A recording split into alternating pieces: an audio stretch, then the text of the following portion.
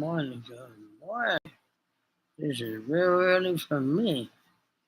Real early for you. How's everybody doing this morning? Oh, I am so glad. I am so glad everybody's doing good. I'm on live chat. Please, I'm online. This morning, chilling out. Why am I? No clue. But I'm here. Hey, I'm here, I'm here, I'm here.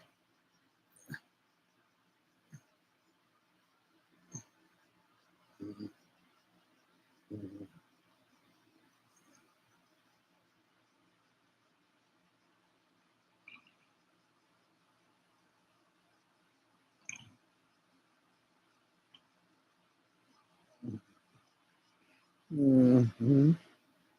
Mm-hmm. Mm-hmm. Mm-hmm. Uh-huh. How's everybody doing? Hey, how is that right there? I gotta go back. I don't know how many that was this one.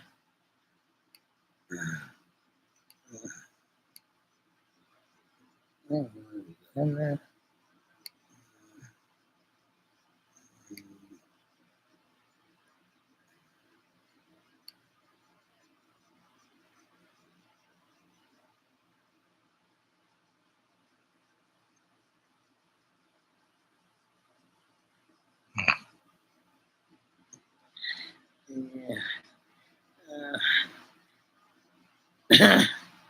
uh,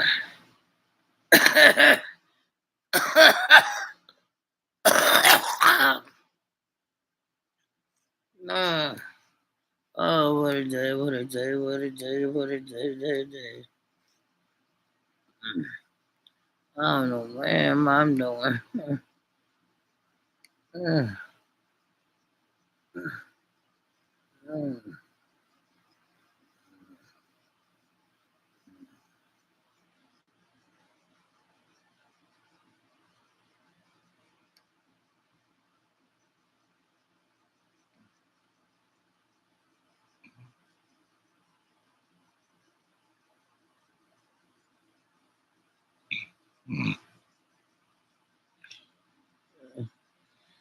I just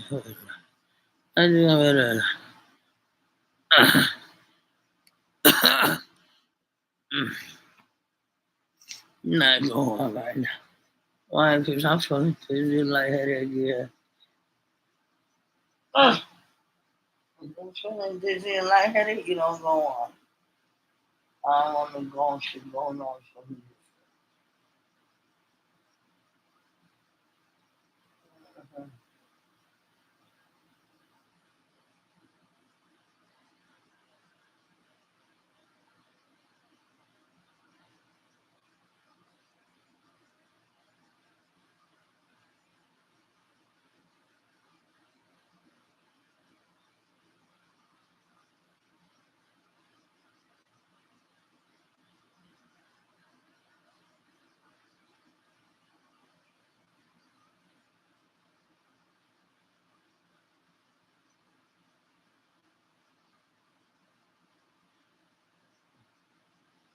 Oh, oh, oh, oh, oh. Mm. It's my tongue, like I'm in my tongue or something. And it's like on top of my tongue. You know, I feel like a little lightheaded and dizzy. Like I won't be able to scroll and get into my phone and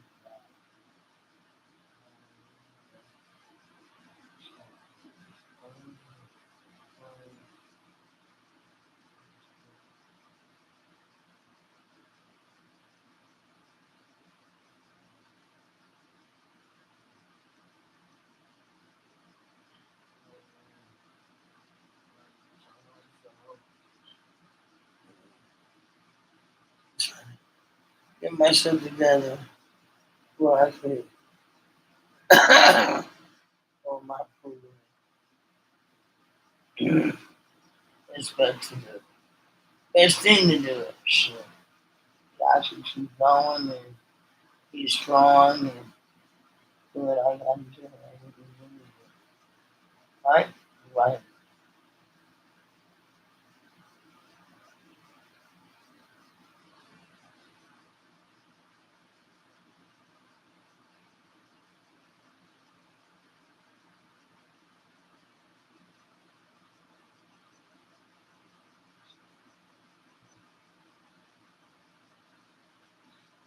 Yeah, I feel very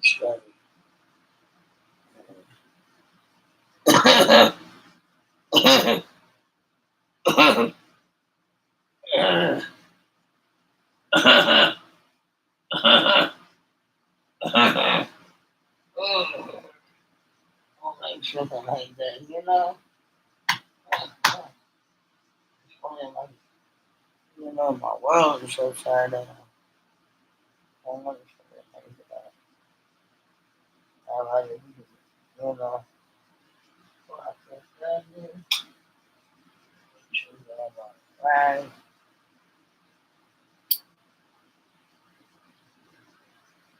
Like, feeling busy. Feeling like everybody's to pop.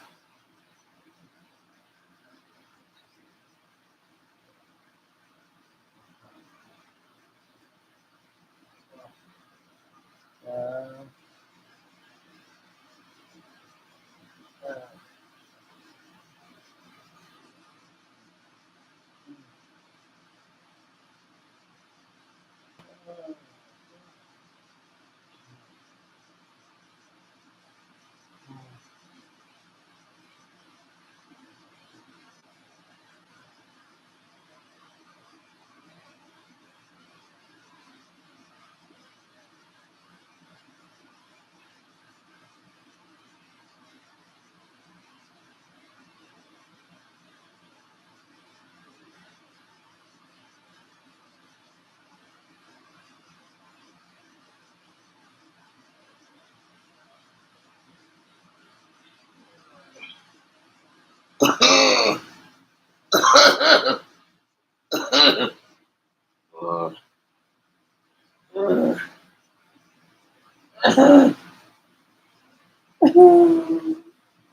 Holy cow. Oh.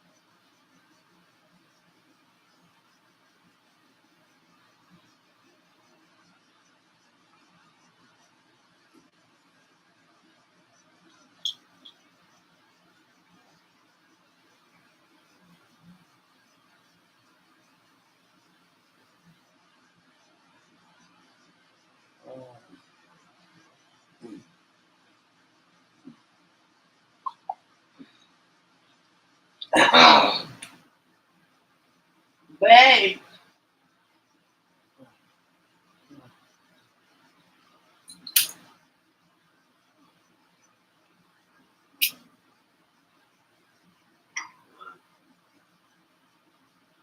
My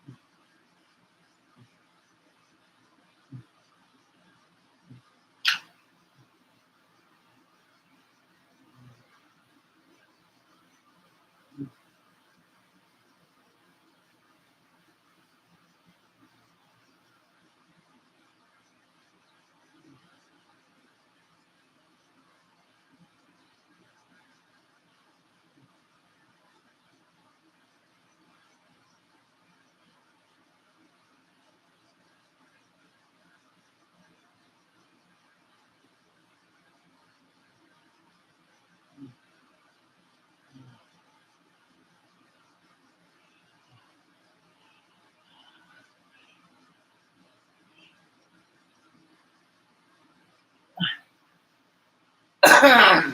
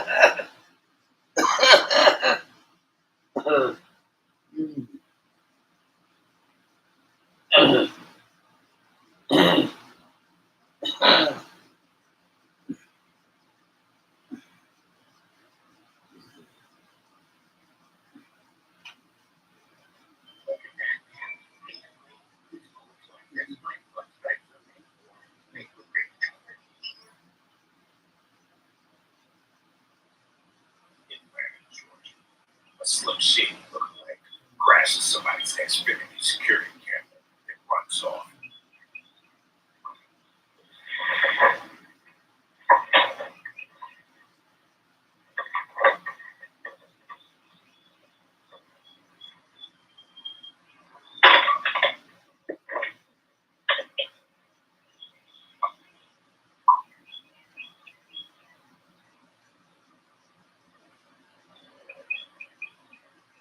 A DoorDash driver seems to have some sort of jock itch.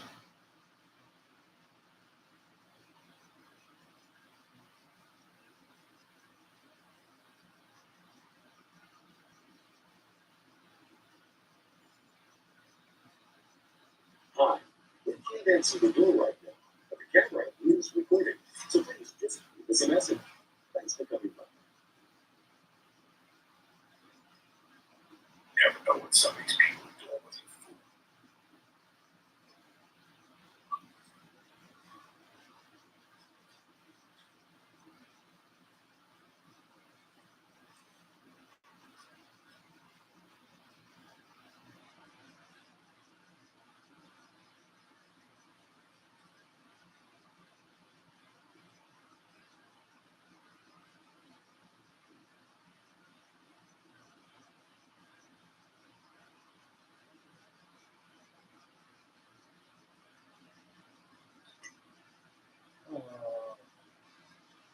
Hope he gets some jock itch figured out.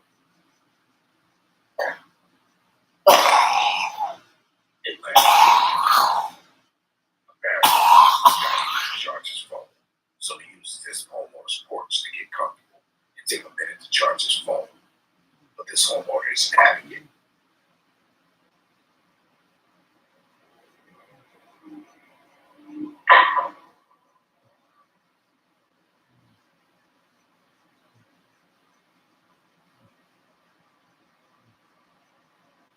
Hello? Hello? What you doing? Puts his hood on. What you doing?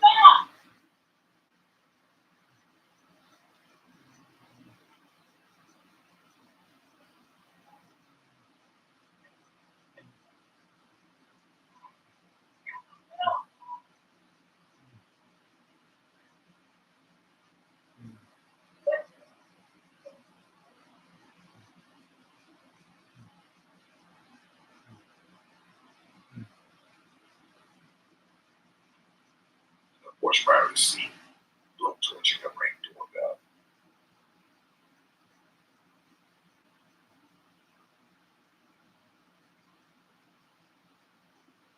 Los Angeles, California.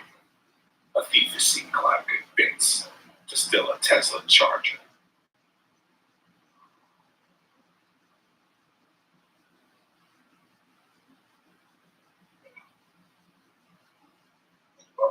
The thief runs to the getaway car. The Tesla driver pulls up and doesn't even realize that his Charger was just stolen from his property.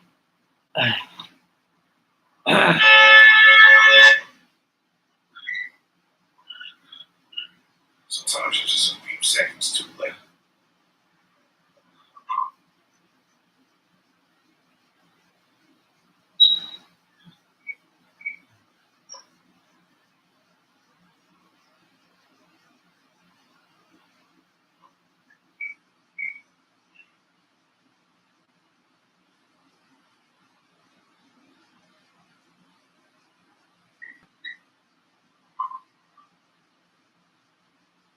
Phoenix, Arizona.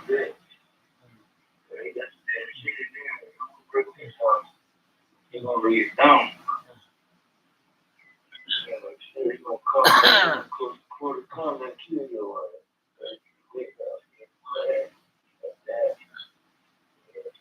A man is heard on ring doorbell plotting around the house. The homeowner calls the police, but it's not against the law to walk in front of someone's house and plot and say that you're about to break into their house. It's not a crime.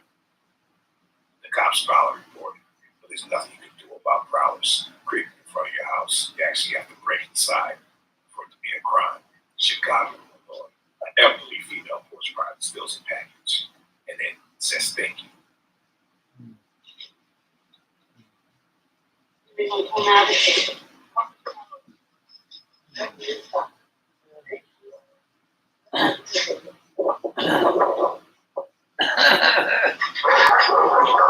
Oakland, California.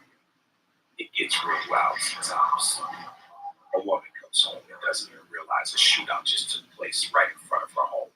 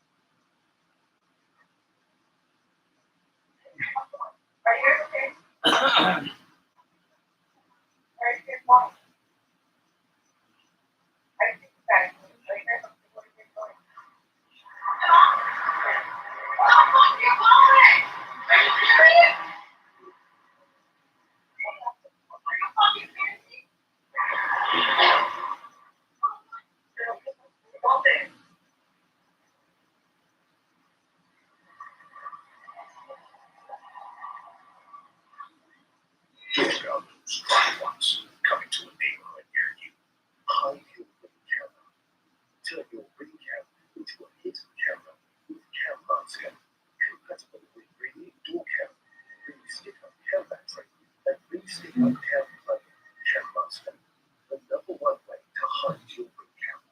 Cam Master hides your ring camera without interfering with its various functions. Order yours today at cammaster.com. Cam Master, the number one way to hide your ring camera.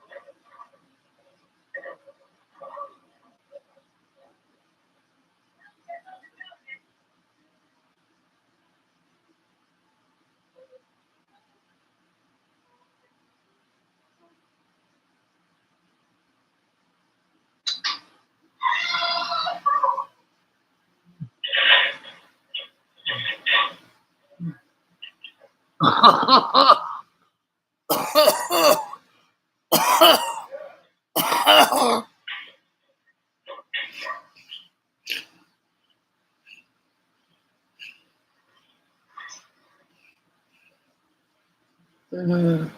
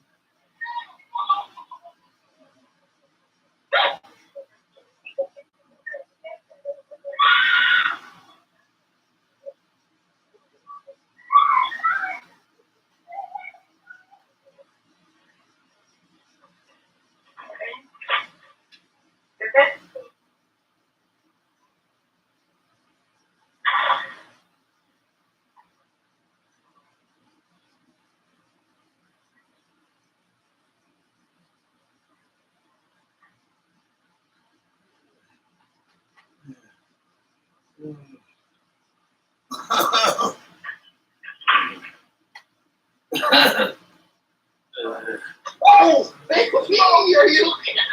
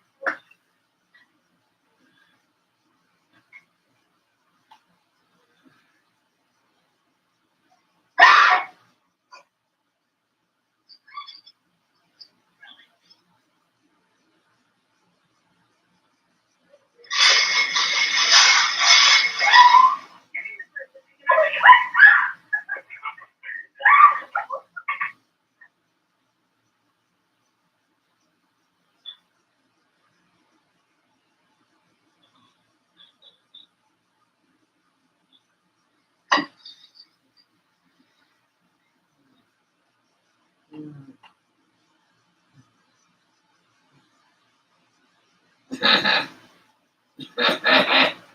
my God, dude, we just went, hey, no!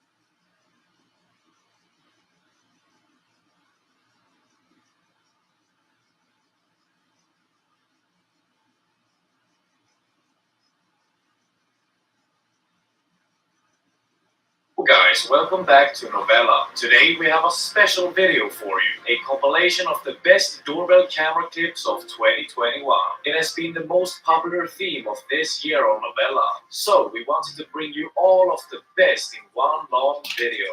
Enjoy! The best of the year, 2021. The best doorbell camera clips.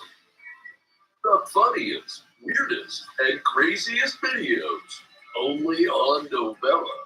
Get yourself some popcorn and enjoy the video.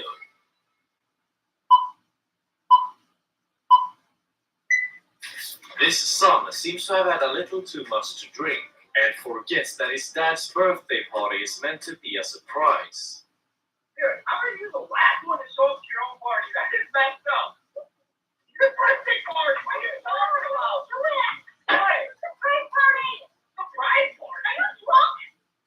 It's a party. You guys should come out there and mess this up. Seriously. I wonder where all the cars were. How stupid can you be? What are you doing? It's a surprise party. Thanks a lot, Derek. When this military dad finally comes back home after being deployed for a long time, his kids giving huge hugs as they're finally reunited.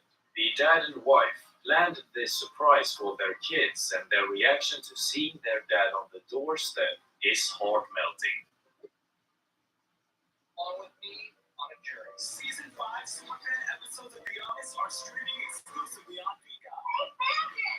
Extended scenes and bonus footage from your favorite episodes. Streaming exclusively on Peacock.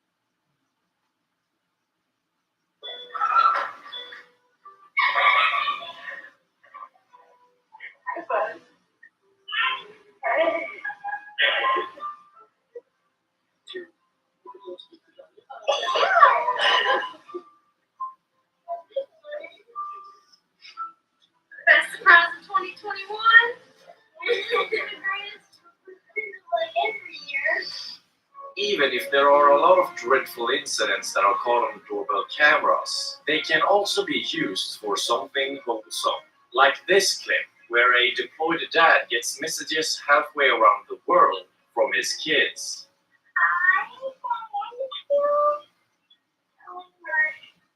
No one gets to do Daddy, even everyone to come back.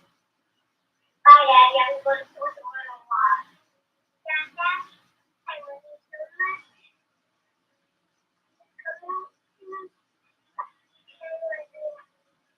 Bye, Dad. I got a new haircut.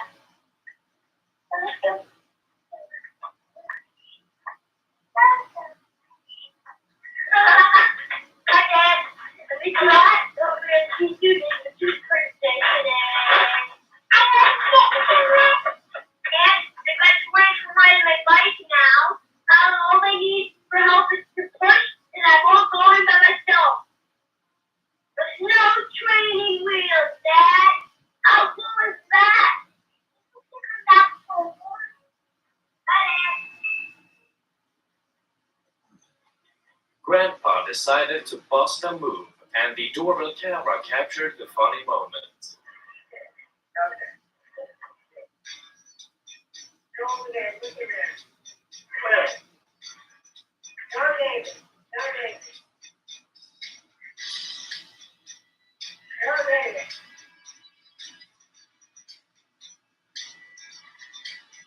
I'm not touching. All right, go. Go, Daddy. No. Very cool. All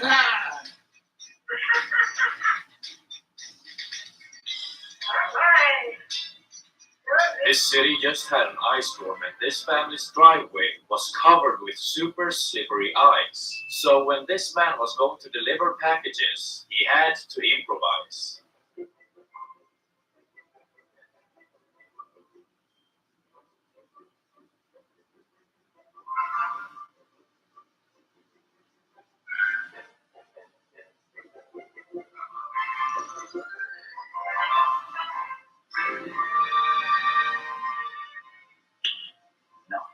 Domino's Delivery asked if there were any special delivery instructions, and the customer wrote, "Place pizza on the table, kick the door 3 times, give the camera a virtual high five, and run away." The delivery guy did his best.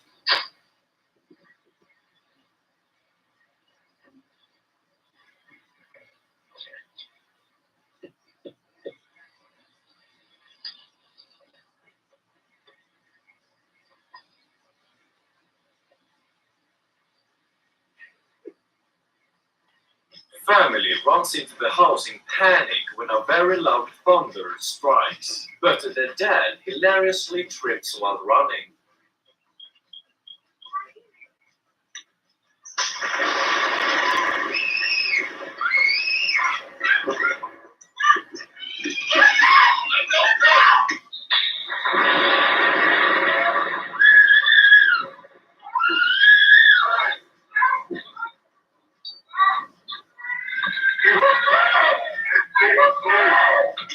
Porch Pirate is caught red-handed. Just as he runs up to the house at night and steals a package, the police turn around the corner and instant karma is served.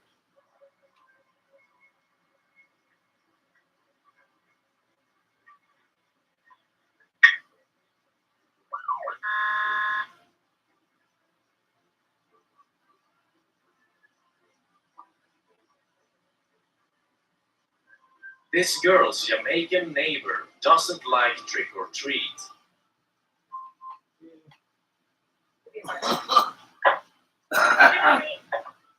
You got your gun on before you get quoted. That's your rifle. In this clip, an act of kindness was captured on a family's doorbell camera during Halloween. The man put a sign out for the kids going trick-or-treating that read, "Take all you want, just not the starbursts. My wife loves them."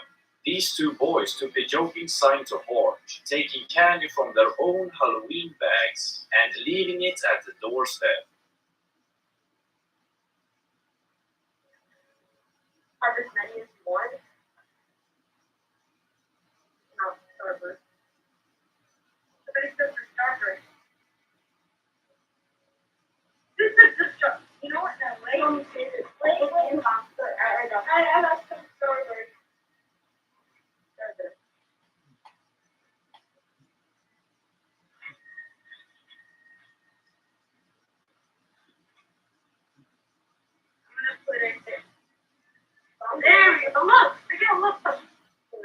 the server.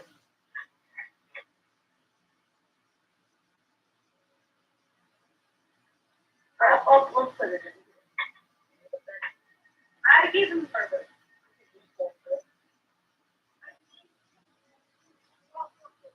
Son learned quickly that Mom can see him through their doorbell camera.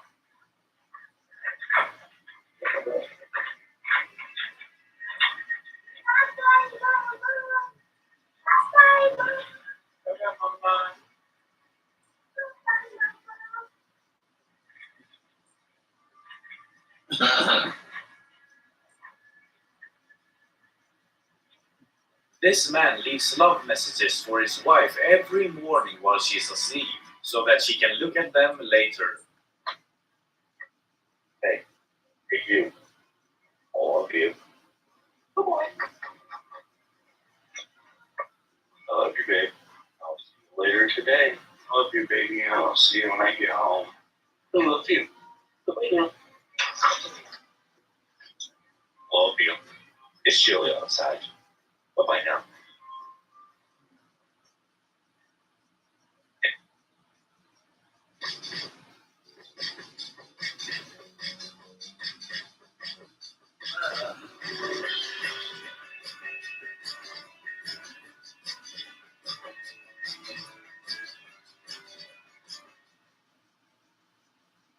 In this clip, a man goes off on his neighbor who didn't clean up after her dog.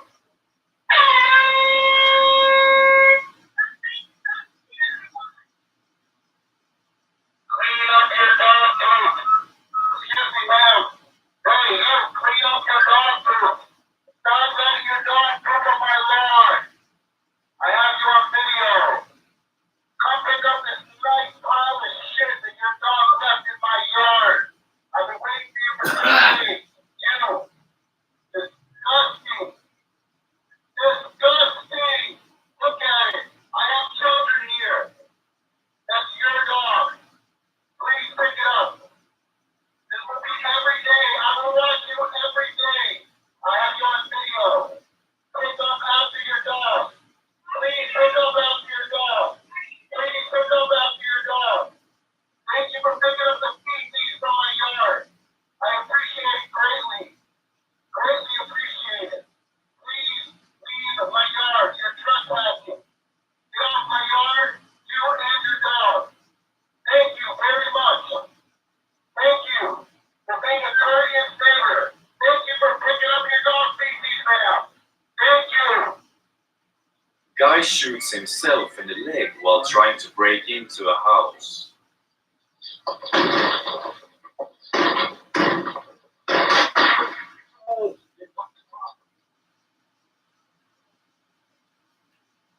That's what I call instant karma. While Mom was at work, she received this adorable message through her Ring Video doorbell.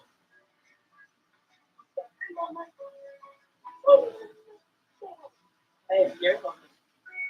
Hey, your mama. Yeah, you mama.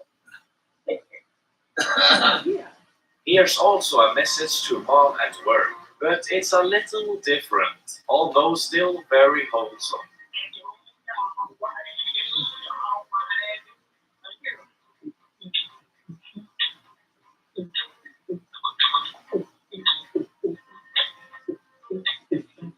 Say hi, Mama.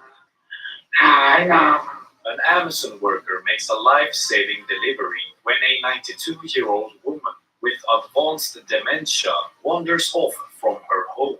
An Amazon delivery driver noticed her and stopped to help.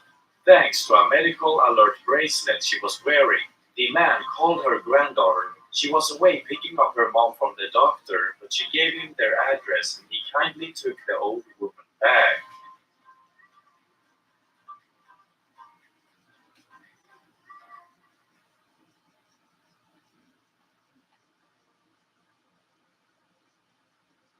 It was a hot summer day when Joey went outside to feed the cats and collapsed on the porch. His wife and son got a motion alert from the Ring doorbell camera, opened the Ring app, and saw him fall. They immediately called for help, and within minutes Joey was on his way to the hospital. hospital.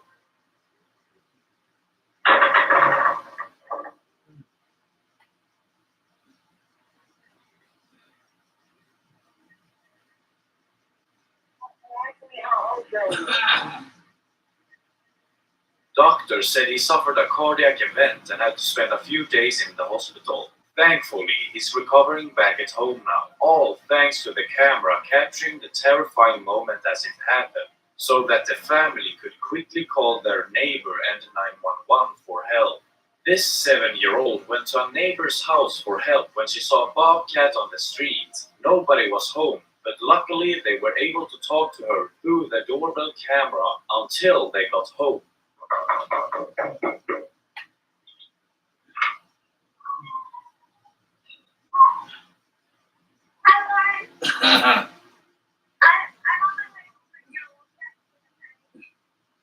No, please come open the door. There's a bobcat. I want to come in. Please. Is anyone home?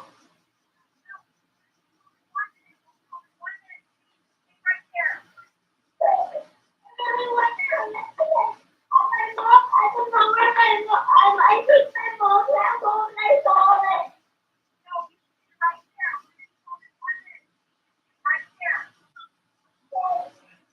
I love my mom. It's fine, just stay there.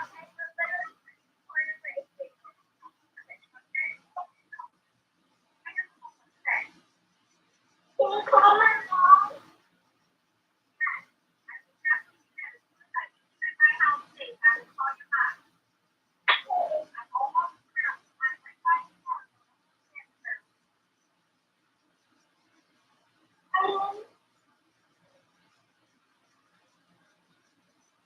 When 1-year-old Ember arrived at her grandparents' house, she had one thing on her mind: find Papa. Even though her grandma opened the door and was ready to greet her with a hug, that didn't stop Ember from staying the course. I love baby girl.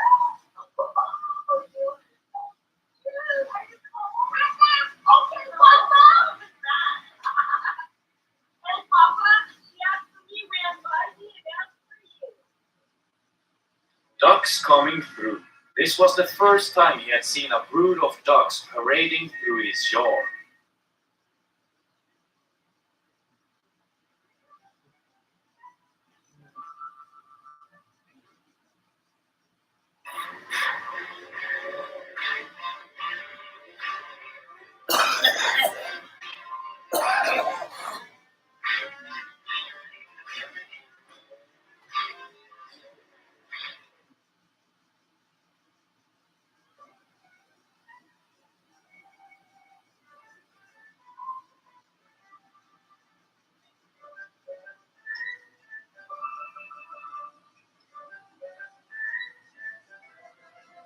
Woman confronted for trying to steal bike.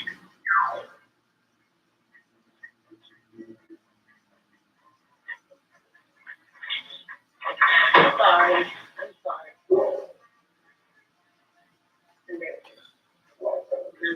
I will call the police. Yeah. Get off my property.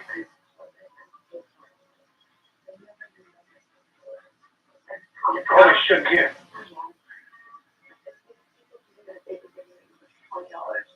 Older people are known for not really keeping up with the latest technology, and this dad is one of them, as he thinks his children are inside the house when they are really just speaking through the doorbell camera. Dad! What? We're not in the house. We went to go pick up Jada. I can't hear you. Come on, open the door. We're not. We're not in the house. What the fuck? Where are you in the house? You gotta use the key. We're not home. This typical Karen takes back the food she just delivered because of an $8 tip. In her opinion, she should have gotten way more, because of the distance she drove to get there, but she's really just being ungrateful.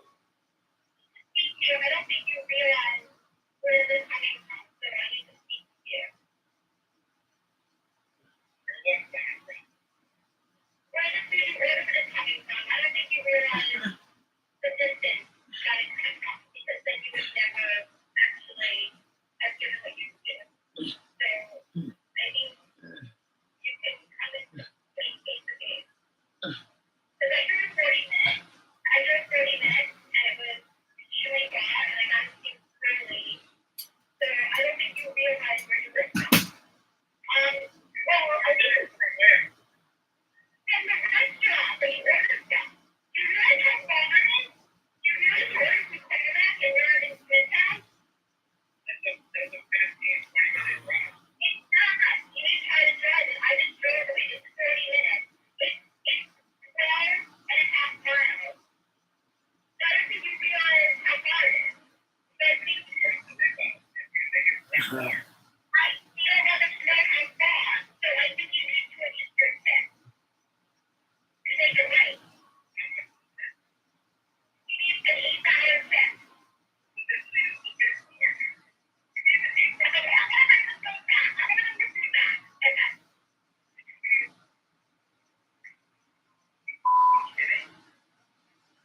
This guy was tired of the porch pirate who always stole his packages, so he decided to make a special package for him and finally got his revenge.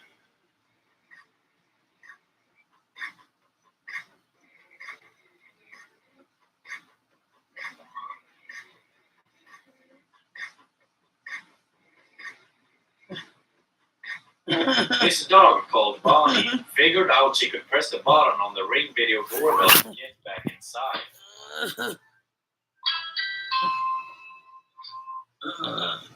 This man really wants to bring them the paper towels. That's the end. Oh, I have been yes. I bring superb towels. Look, you absorb it. That's the end. That's the end. I'm in now. Yes. Open the door. And then I come to it. With superb towels. Anybody? I put them down. Bring the flowers. Come let me walk. Husband pulls off a Halloween prank, and it's a typical dad joke.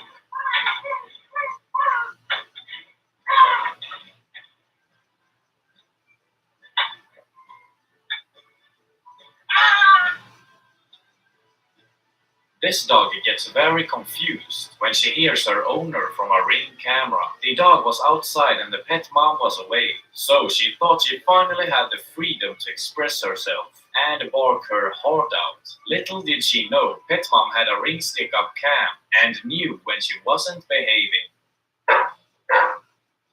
Bula. No barking. No barking. No barking, mama.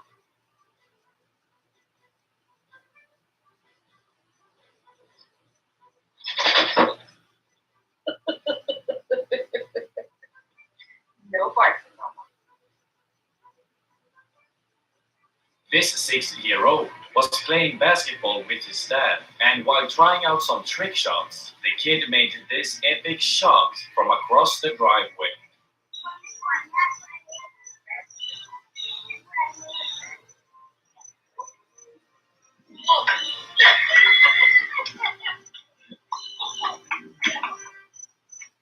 Brave Kitty doesn't give up when Bobcat tries to steal his food. The owner wasn't home when this tense encounter happened at her front door. She received a motion notification from her Ring video doorbell and was able to watch the incident as it unfolded.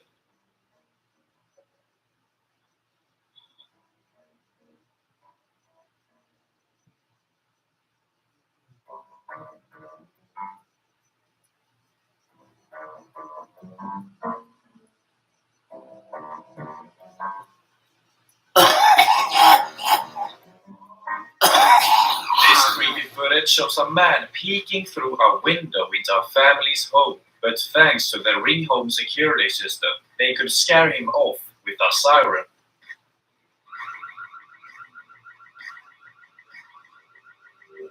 Savage SUV driver rams garbage and mailbox for no reason at all.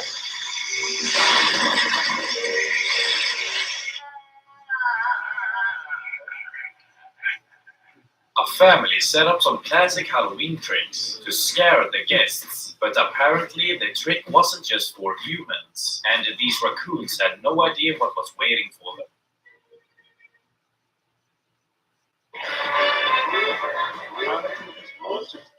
It's a beer opener that turns off all work apps.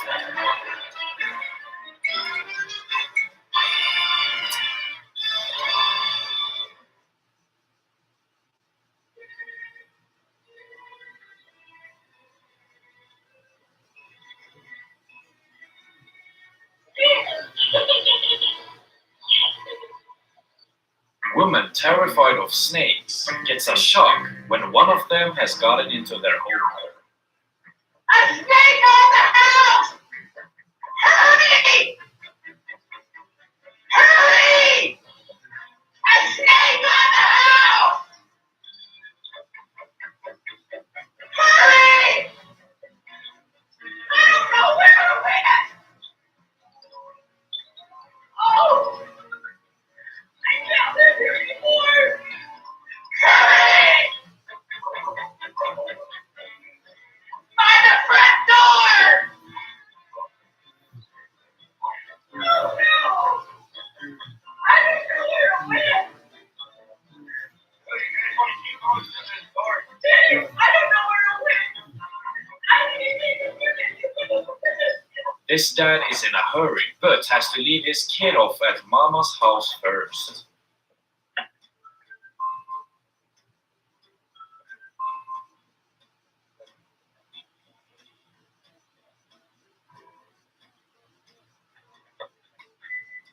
Disrespectful.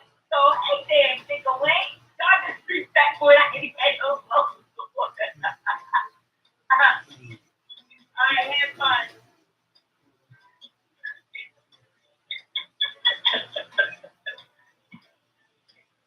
Is he just sitting there?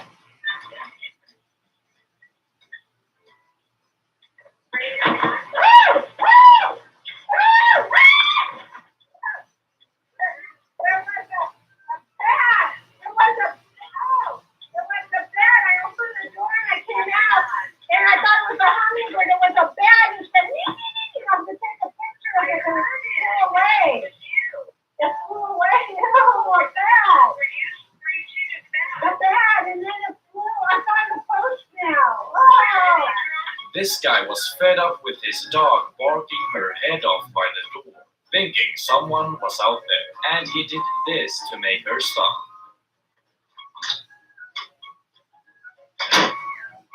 Look, look, there is nobody out here. Nobody. You see that? You see that? Look over here. There's nobody. Look over here. There's nobody.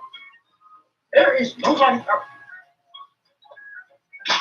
Check out this hilarious moment when a little girl turns down a boy's marriage proposal, and he doesn't take it well.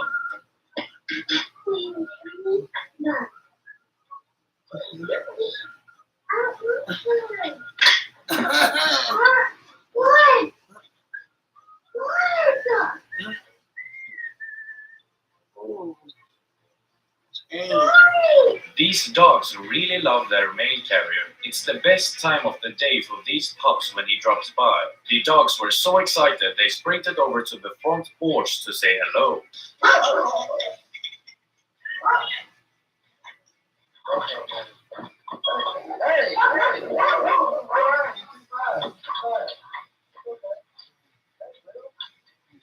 Yeah, you ran into the door, dude. Going too fast. You should have seen him. He slid back. He slid into the door going so fast. Oh, my God. I was like, well, dang. I think I'm trying to say hi.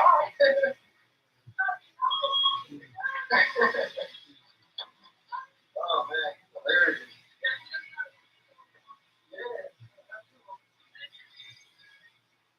This dog was surprised and confused when she heard her owner call her name, but couldn't see him anywhere in the room. Where are you? Bella, where were you? You getting in trouble? I'll be on my little bed. Hi, Bella. Bella. Hi, baby.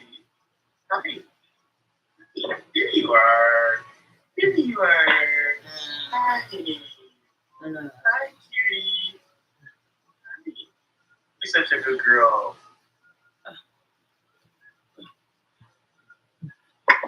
Alright, baby. I'll be home soon. This neighbor is probably the most honest you'll ever meet. Hello, good morning. Hi. I found a penny in front of your driveway. I don't steal. I was wondering if I can have it. Just a chair. Thank you. Bye-bye. Oh, you're welcome. Mom always knows best. When this mother's son didn't answer her phone call, she thought of the next best option. Knowing he checks the alerts from the Ring Video doorbell, she used it to relay her important message. We are having taco night.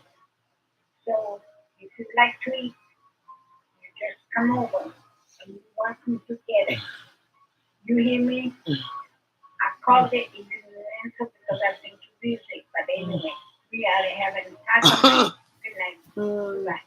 Neighbor asked this homeowner to check her footage as she thought someone had tried to break in at 3 a.m. Instead, she found this goofy guy having the time of his life.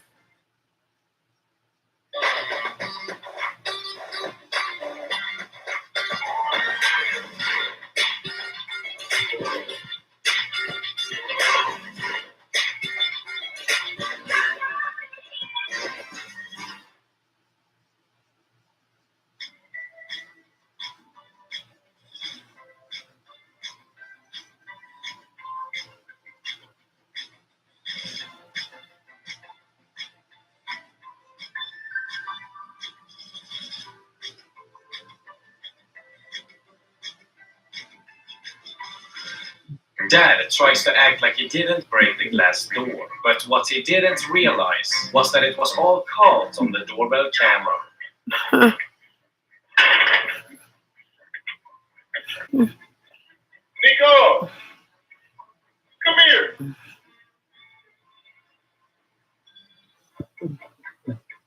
What happened? I did clean you. I ain't could eat up. Did clean you. I swear to God I did.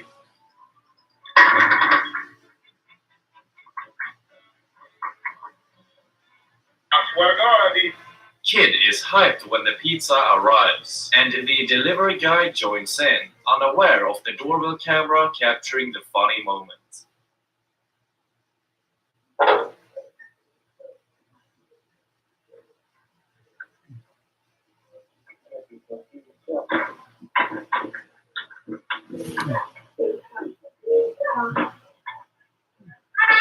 Hi.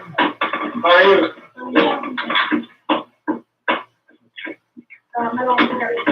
Hi. This man is chased by a German Shepherd and tries to avoid it by jumping on top of a random car. But what he doesn't know is that the owner of the car is sitting inside of it. You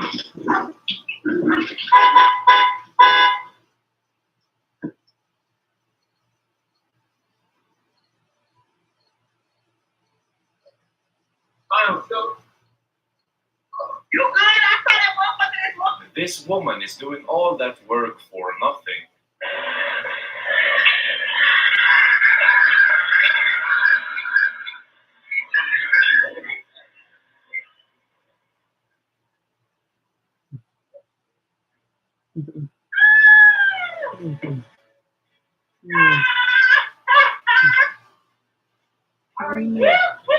Old woman pulls a knife on her neighbor.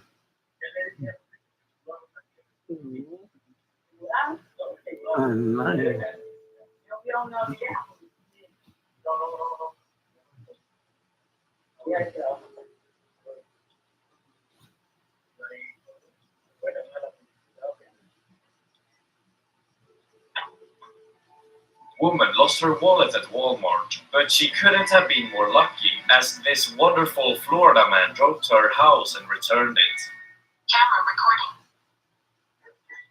Hey, how you doing? I found your wallet at Walmart. Well, I'm gonna put it by the Amazon boxes.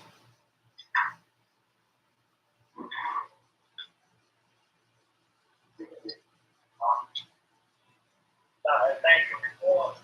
This dog mistakes the owner's hood for a furry toy, though it kinda looks like the dog tries to strangle her.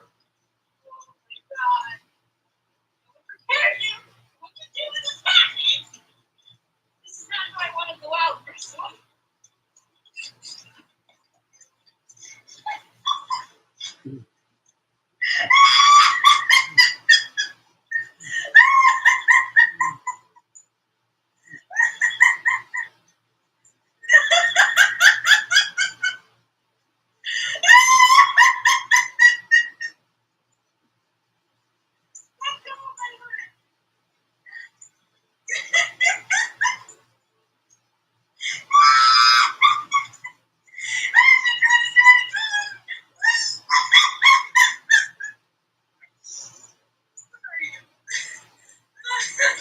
This kid has a lot of potential to be a pro athlete, or so they thought.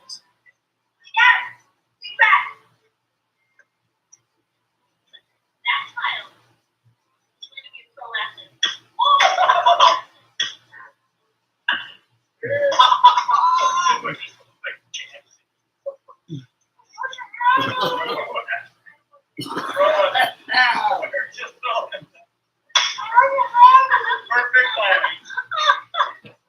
This kid went for a little longer ride this morning than expected as Mom let go of the stroller, unaware that it keeps rolling away.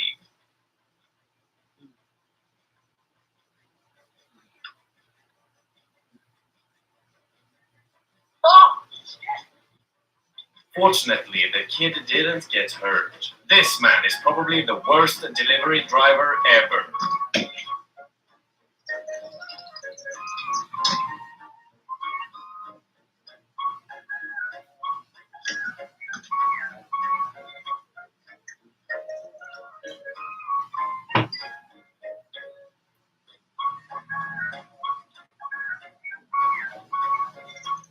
This is why you should clean the snow off your roof.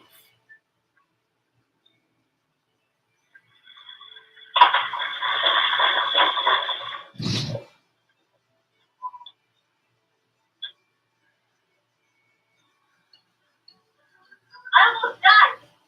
If she left the house only a couple of seconds earlier, she would have been a snowman.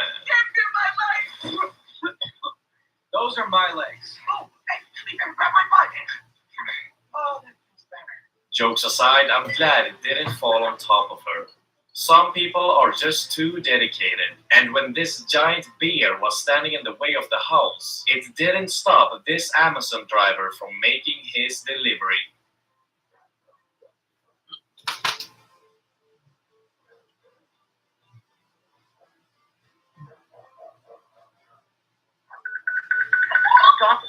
Stop right now. There's a bear right there. There is a bear right there. That's a bear. Back away.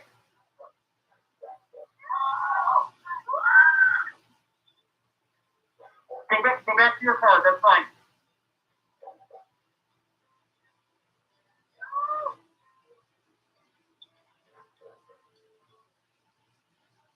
SupplyHouse.com, we know how important it is for you to get the products you need for your jobs. That's why we work hard to do our job so you can do yours. SupplyHouse.com, real people, real service.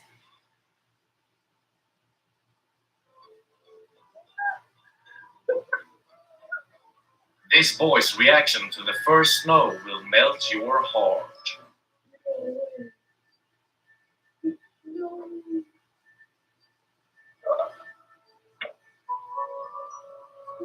Finally snowing. Let's go.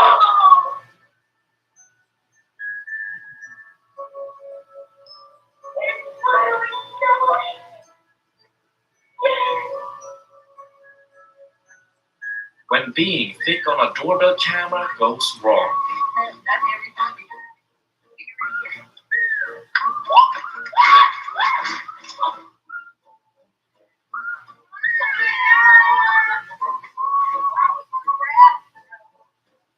This guy was relieved when finally being able to let it all out after a long day with his new girlfriend.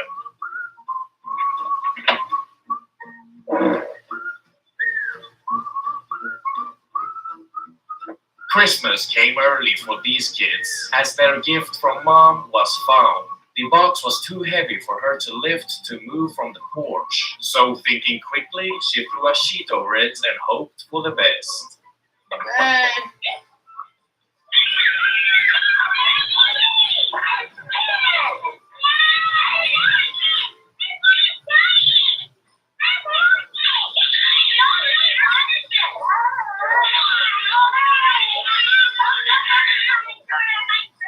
Holiday season is especially busy for delivery drivers, so this homeowner wanted to express her appreciation for their hard work by leaving a basket of snacks outside, and this is the delivery driver's reaction.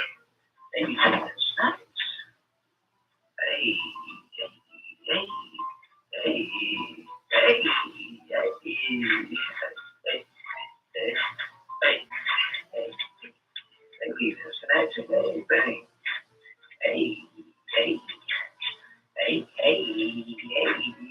I'm about to give you snacks and everything. Ooh, and they got the Capri Sun.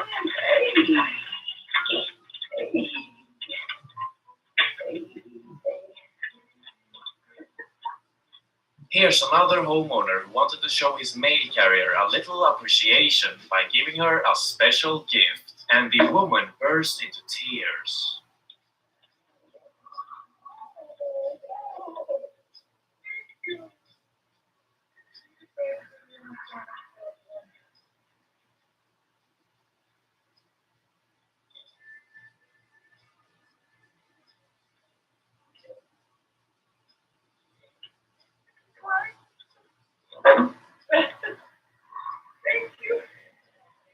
Sometimes it's the small things that go a long way. Check out this neighbor having a total freak out.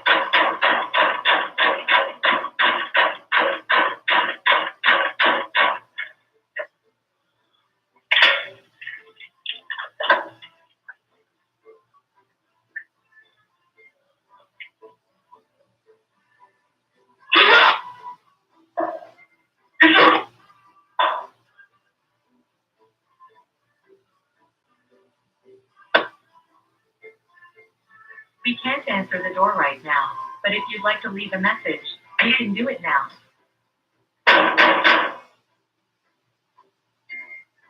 Apparently, it's not just people who steal packages.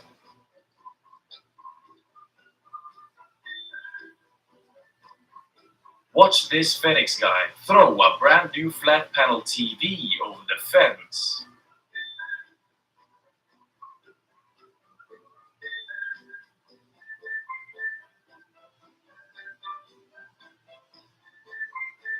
The TV probably broke, but he did at least deliver it. Here's another delivery driver who doesn't care if the package gets completely destroyed while delivering it, but this time he is confronted.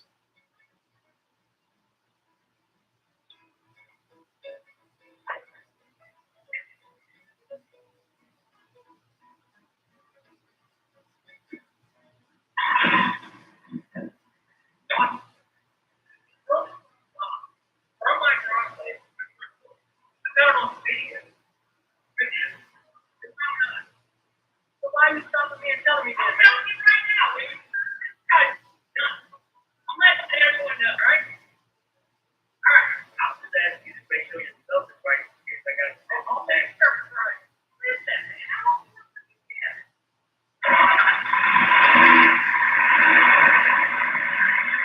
All it took was a game of fetch for this man to accept that their Labrador puppy was growing out of her lapdog phase.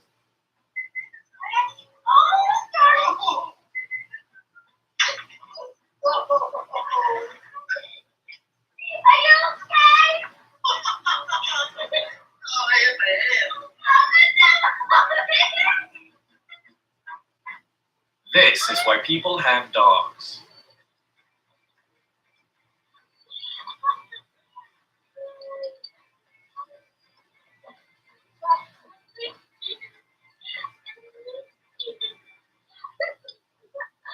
Here's one of the dumbest criminals ever. The thief breaks into a car right in front of its owner. Hey! Hey! What you do?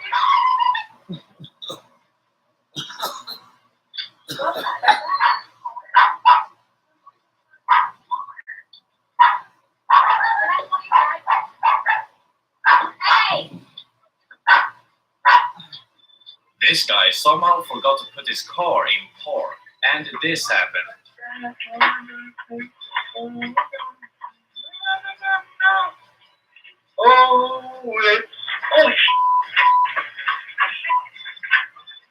These guys just had the best night ever. You gotta keep it together. You gotta keep it together.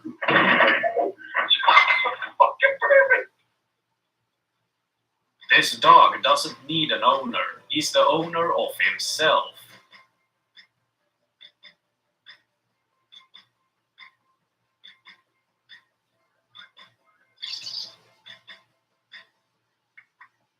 And to end this video, we have a heartwarming reunion with our missing family dog. Their dog had been missing for 3 days, but thanks to an elderly couple who found him and brought him back home, they were finally reunited.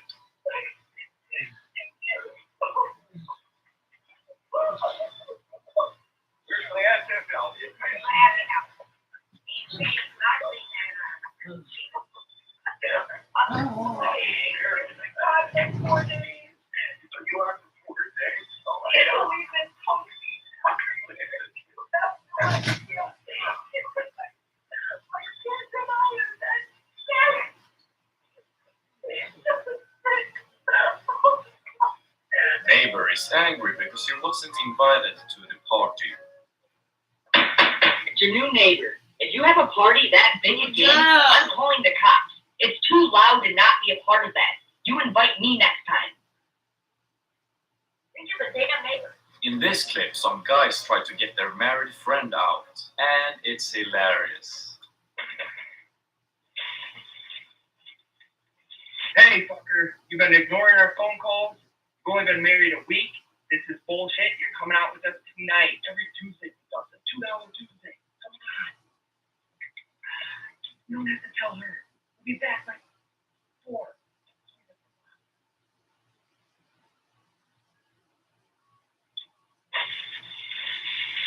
What's up, fucker? I know you're at work, but you don't answer any of our calls or texts anymore, so now I'm just gonna keep showing up and talking to this stupid camera. But you have already missed last week, Sunday, Funday, Messy Monday, another Tuesday, Wing Wednesday, Thursday. You are not up on Friday. And I found Jalen. He's playing games for the bar. But you want to tell me we'll remove you from this house? I promise you that. Oh, now keep your skeleton for being a dickhead. I brought you your skeleton back. We did lose the leg. We took him apart. We acted like he was you. Things got out of hand. Come on, marriages only last a couple of years. Friendships last forever. Don't mess this up. There's only one person in this world that you listen to, and that's your grandmother. I called her. Honey, you do need to go out with the boys. Listen to your mimicking. This guy was in the middle of something when cops showed up to his house, and it was very awkward. Take a look for yourself. Wait right there. Wait right there. Okay, well, I need to see your hair. Okay, come on.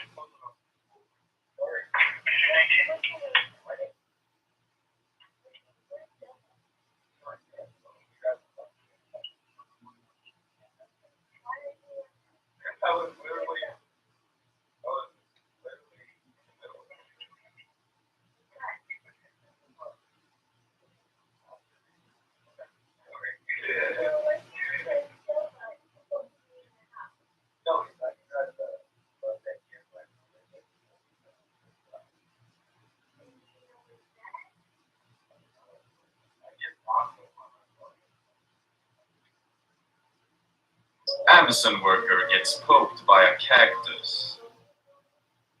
Oh my God! No! Oh no! What the hell? No! Oh my God!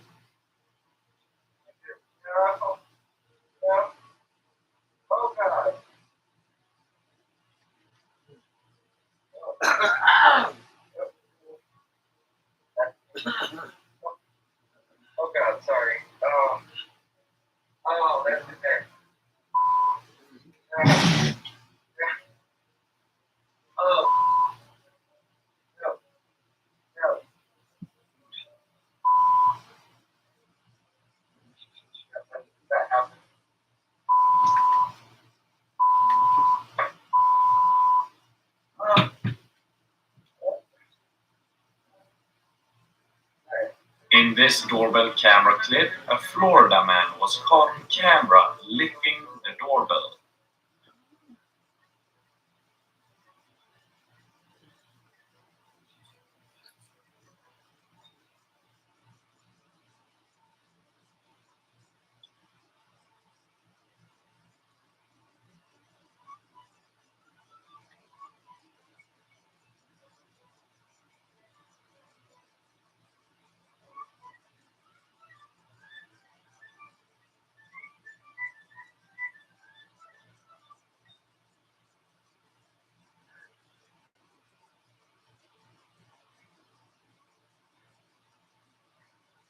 Here's another creep licking the doorbell outside a random house.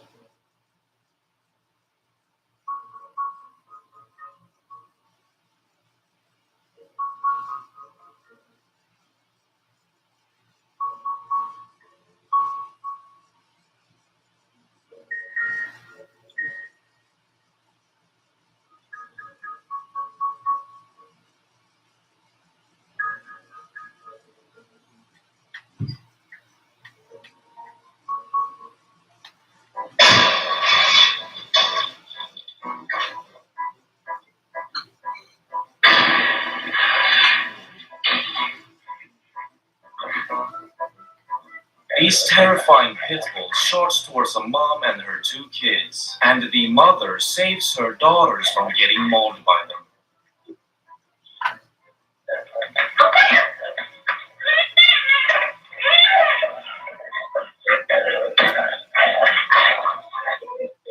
This driver had a fairly good reason for speeding.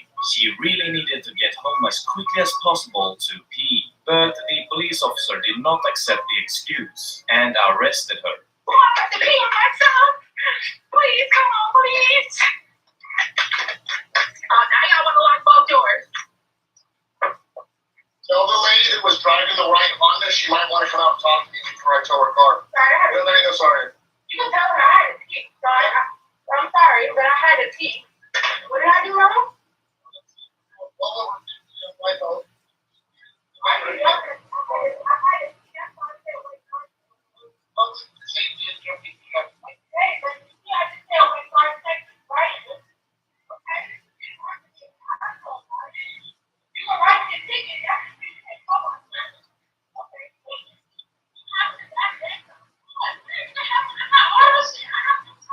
Huh? I guess she had to use the bathroom. She was running and she stopped, so I guess he trying to say she was trying to run from him. This woman totally loses her mind outside a random house.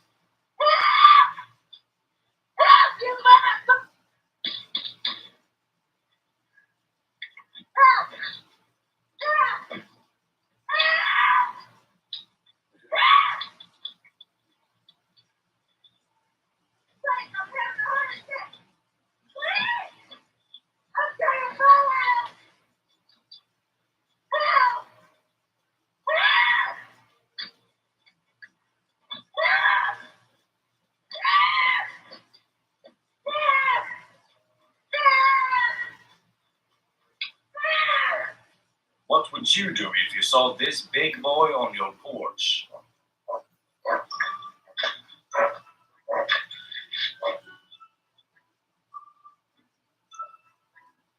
The gigantic visitor just sat down for a couple of minutes and seemed to be very curious about how humans live.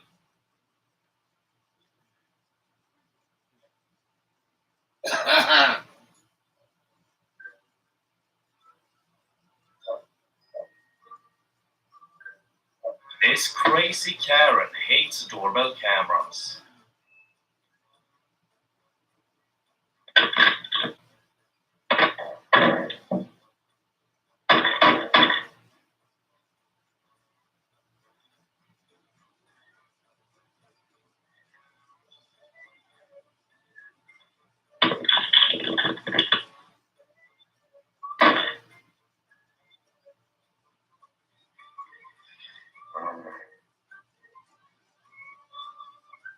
Maybe they should have had this at their door instead of a camera.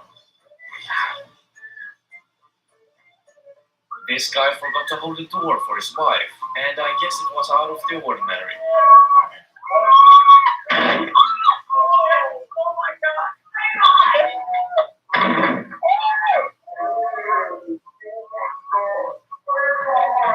Did you just run into a door? Oh no! Are you okay? These girls tried to hide from the doorbell camera and totally failed.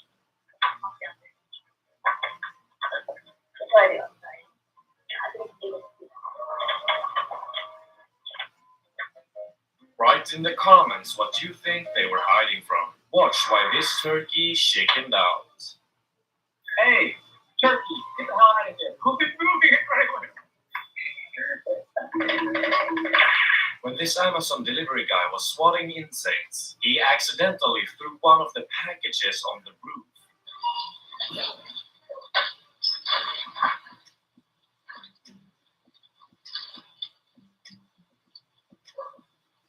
Well, he did deliver the package, but it wasn't that easy for the owners to get a hold of it. Imagine you've just mowed your lawn and this street racer comes through.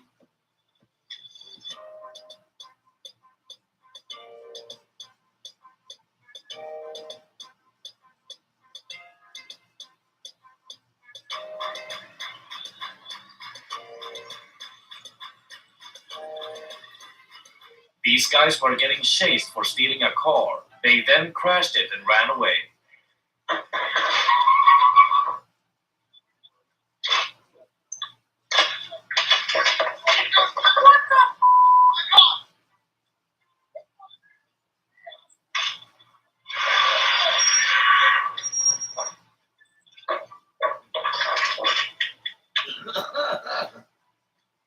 This bald elk rings the doorbell with his antlers. The girls inside were not so eager to let him in. Apparently it was that time of the year, and he wants to be part of Ladies' Night. This thief steals a Halloween decoration. Maybe he just wanted a friend for Halloween. This solicitor seems to not really know what soliciting means. Can I help? Hey, how's it going? Sorry to interrupt that. I didn't ring the doorbell. No, you can take that off. It says no soliciting. Oh, I'm not soliciting. I'm just, I'm offering you $1,000. That's only if you guys decide to install a PV system on your roof to save electricity, save money on electricity. No, thank you.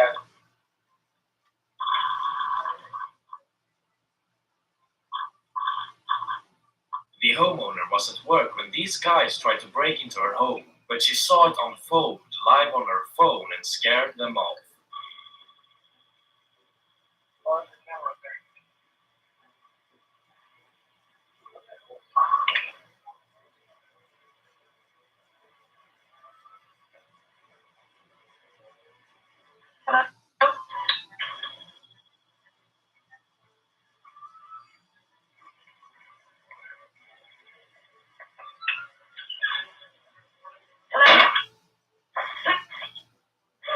Cops are on their way.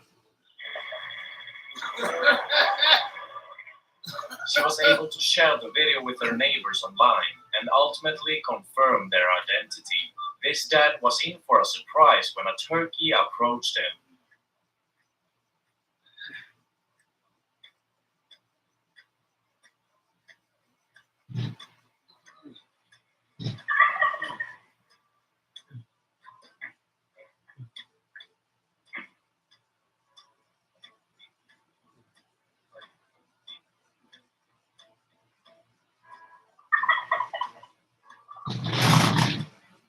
This pup is having the time of his life with peach paper meant for the barbecue.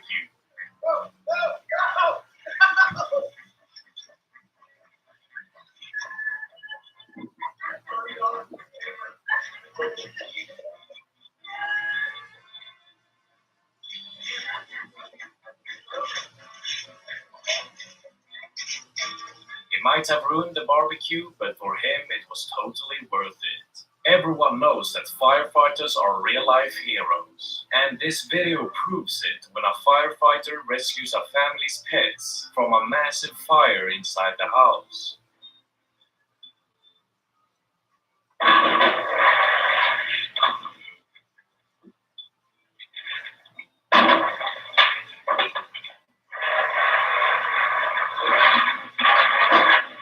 The homeowner received a notification from a ring cam and saw a thief trying to steal her car, but thankfully she could scare him off with a siren.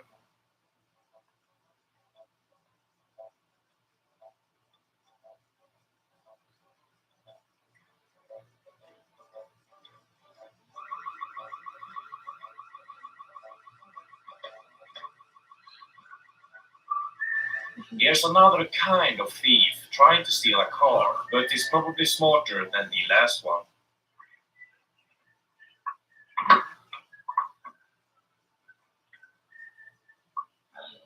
Shit.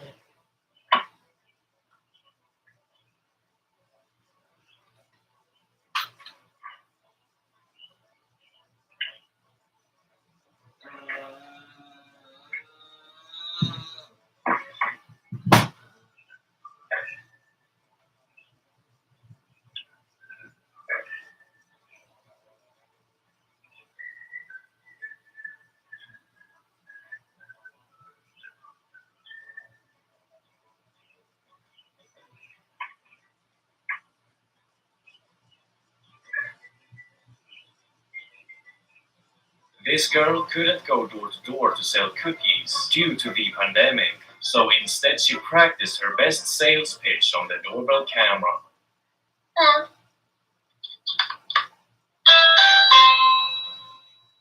Hello, I'm Allie. Would you like to buy some Girl Scout cookies? What kind would you like? My favorite kind is the purple kind. What is yours? Well, you can buy them $5 in each. So, would you like one?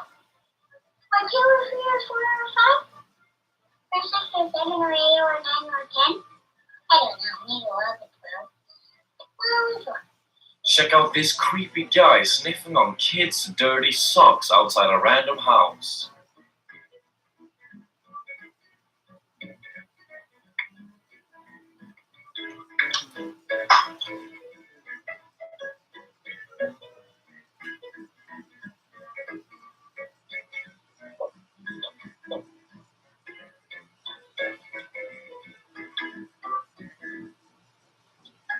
This mailman gets attacked by a crazy pit bull while delivering packages.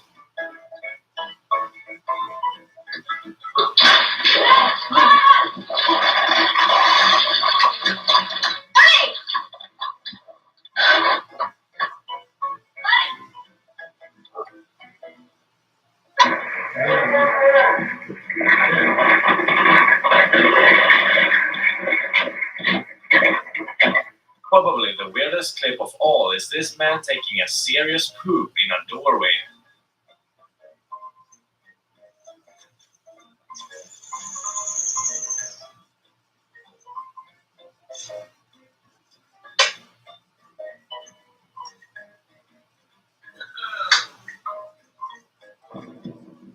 Oh well, I guess when you've got to go, you've got to go.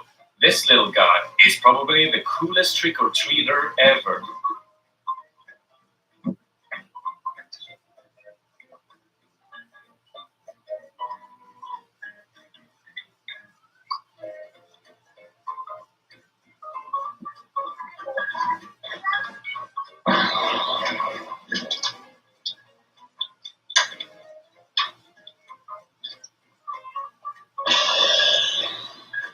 Uber Eats driver is big mad over a $2 tip. I drove 28 miles to get here and I had to put gas in the car and you only gonna give me a $2 tip?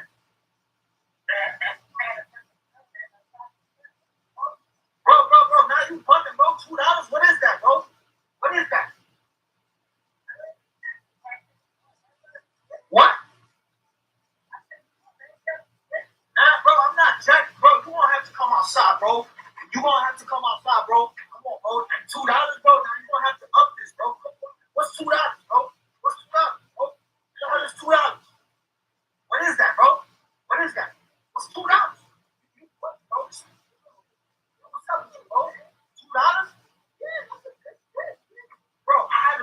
food for you. You ain't gonna eat something, bro.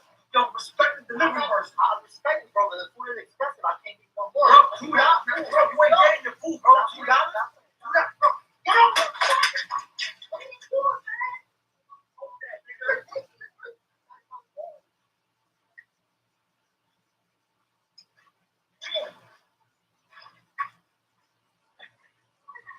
Crazy girlfriend thinks her boyfriend is in this apartment cheating on her. But awkwardly enough, she has the wrong house.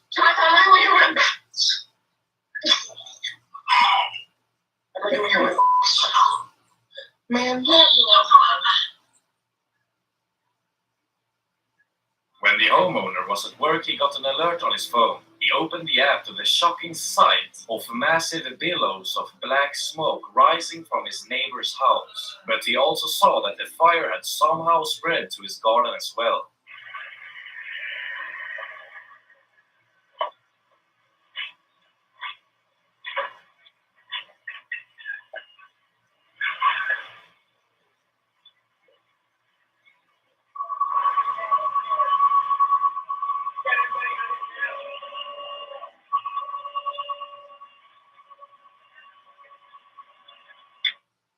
Hello, yes, I'm not there. Please put that out for me, please. I'm on my way home. Wrap up, Bob. Yeah, I'm on my way. That's so much talking. This package thief gets a taste of instant karma.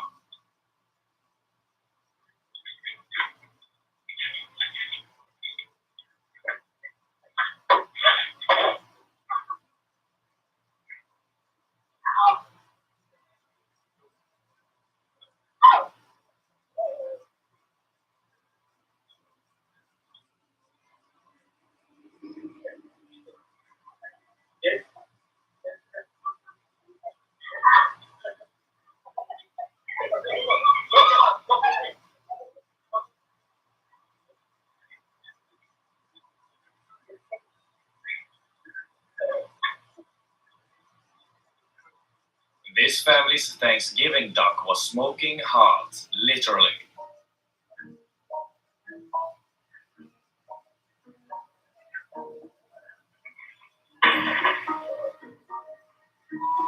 And to end this video, we deliver you the peak of comedy, a salesman leaving a great message for the homeowners.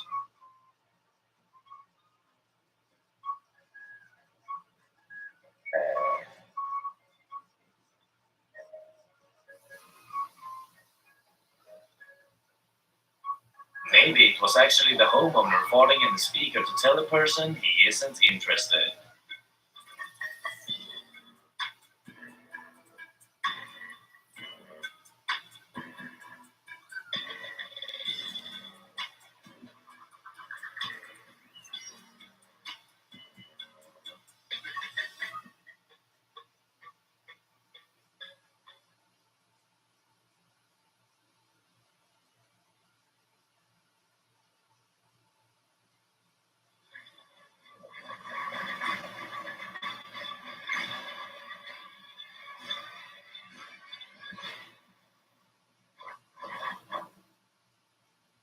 Swing shift in Palmer. Trooper Joseph Hess gears up for the 4 to midnight haul. Peak time for crime. Okay for the suspect vehicle, Lieutenant. Car went into the ditch.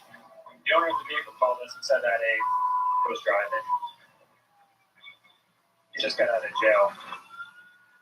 It's a name Trooper Hess knows well. He's a notorious drug dealer. He's wanted on multiple warrants, and now he's the target of a full-scale trooper manhunt. He's been known to run from us quite a bit. Last time I talked, he was in a prison fight. On scene, he meets the suspect's hysterical girlfriend. She's the passenger who called the troopers, but she is alone. Are you the owner of the car? This is on purpose. What are you freaking out about? Pull the e-brake and jumped out. Okay.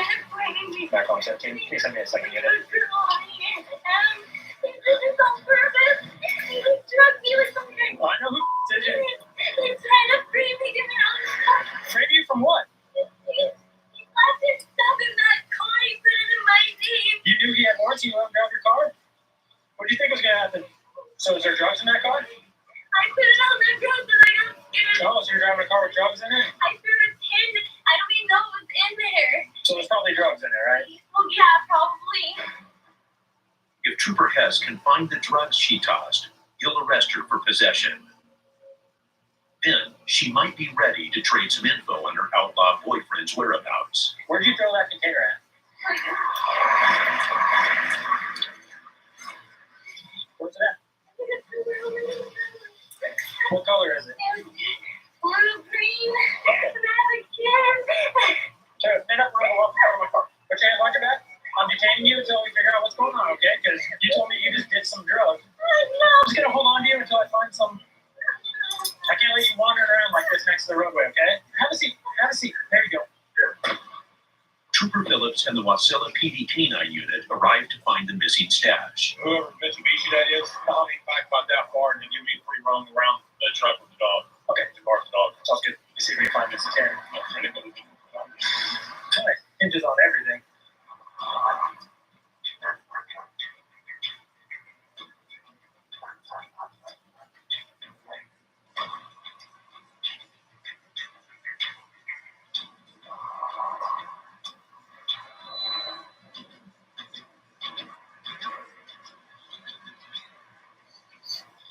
Nothing. Just relax. Breathe. Breathe. Take a minute to calm down. So you started dating 2 days, 4 days ago? 4 days ago, yes. You know he's a junkie. Well, I know, yes, that. Yeah, and he has warrants, and he's just an all-around bad dude. Without the drugs, Trooper Hess decides to let the woman go. You're gonna have to make arrangements to move the vehicle, okay? You don't want it? Well, you're on the title. It makes sense now, huh? They don't want to be committing crimes in that vehicle and have it registered to them. They're setting you up for the fall. The trail of destruction ends, but the hunt continues. He's gonna be long gone from the area. We'll just keep looking for him. Later that night,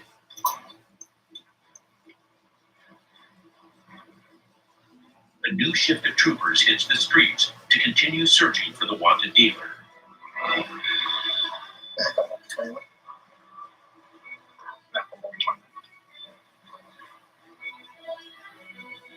It's not long before Trooper Kevin Vick gets an urgent call for backup. One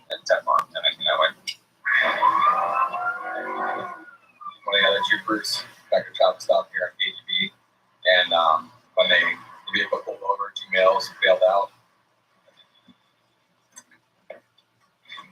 He meets up with Troopers Calhoun and Cooper just moments after they squared off with 2 suspects. Trooper Calhoun managed to take 1 suspect down with pepper spray. I'm sorry, man. It's funny with like this. Unfortunately, you're going to jail, okay? But the other suspect bolted into the woods. That's for bail. Okay. It's the driver who's still in the vehicle. But the female driver's still on scene, and Trooper Cooper checks her ID.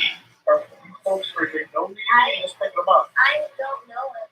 It's the same girl Trooper Hess let go earlier today, the fugitive drug dealer's girlfriend. All right, just go ahead and go back to your vehicle. So why are these folks running? I have no idea. We need to know who's I don't know. Once again, a suspect's fled her car. It could be the wanted drug dealer. But the girl gives a name troopers have never heard before. Do you leave anything in the car? Yeah. It's still there? Yeah. Do you mind if I grab that?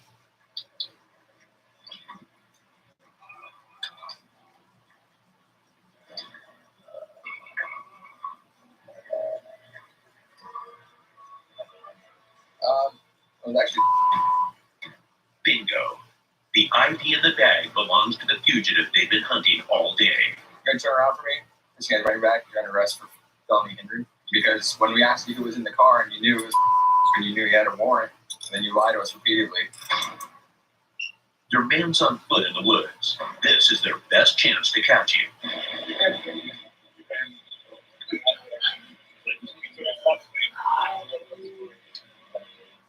They could be headed into a trap, straight toward an armed, dangerous, and desperate repeat offender. Looks like a good path right there.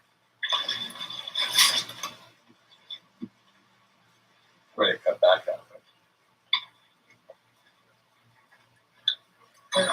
Without life, they're not going to be Going too long. easy. They're going to bed down. That's it. Suddenly, they get an anonymous tip. The dealers fled through the woods to a house south of the valley. That was earlier today. Yeah, about maybe 45 minutes ago. Other troopers are already there. But they'll need backup and a warrant before they go in. Based on our past contacts with him, we know that he will try to assault us. We also know that he'll flee. Troopers surround the house. They know they've got him cornered. State troopers, come to the door.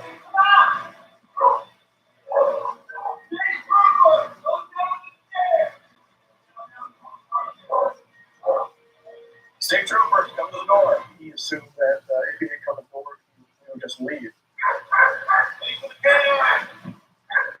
We had a canine handler right behind us when we were breaching the doorway. He was right there, 5 foot from the door. As soon as he saw us again, he fled back to the garage. At that point, it's safe for us to just put the dog in.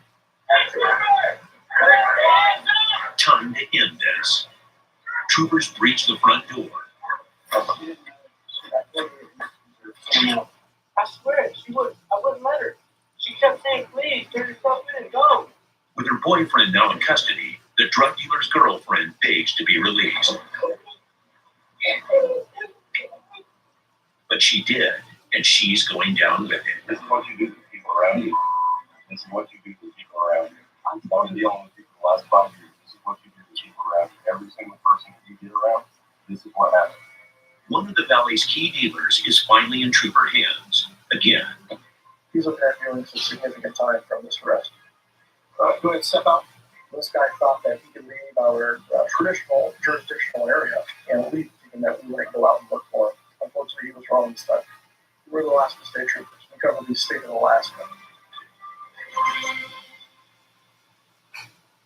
Over 200 miles north, in the Denali Wilderness, troopers defend a different set of laws. The laws of nature. This is wild Alaska. Over 9,000 square miles of jagged peaks, rough tundra, and dense forest. And home to one of the state's most iconic animals, the caribou. And where big game goes, hunters follow. Sharpshooters come from all over the world for a chance to claim their prize. And troopers will have their hands full ensuring they play by the rules. Miss you harvest ticket. Yeah, in this area, we probably have 50 plus hunters within a 3 mile square. So there's hunters all over at any place, shots going off in different directions. I've been a wildlife trooper for 7 days, and there's a lot to learn. A lot to learn. Veteran troopers Dan Dahl and John Simeon will show him the ropes. The 3 troopers must patrol an area the size of Indiana, so the rookie must catch on fast. All right. Fortunately, hunters often lend troopers a hand. They've already got their first report. Some hunters came up, and there were a couple of extra dead animals up there. If a person intentionally wastes an animal, it's a mandatory minimum of a $2,500 fine with 7 days in jail.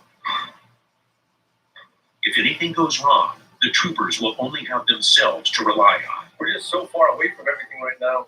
Well, we got spotty radio coverage. We got no cell phone service. We got to do what we can. About a 2 mile hike over Whistler Ridge. Trooper Graham's already there, but without the right tools. They didn't take their GPS and they didn't take anything else. The rookie he needs Simeon to make the 2-mile hike fast. Jake, let me know. Jake, And now he's fallen off the grid. let me know. Think what? Jake,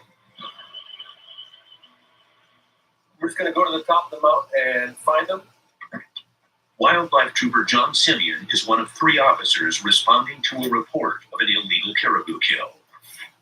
But separated from his rookie trooper, Simeon huffs it to the peak, hoping to spot him with his crucial crime scene tool strapped to his back.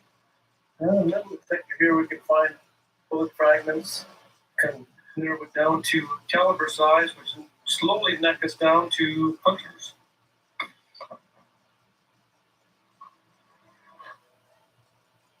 Surrounded by hunters and unable to call the 2 troopers, Simeon must get to the kill site without taking a stray bullet. Damn thing. Where are they all at?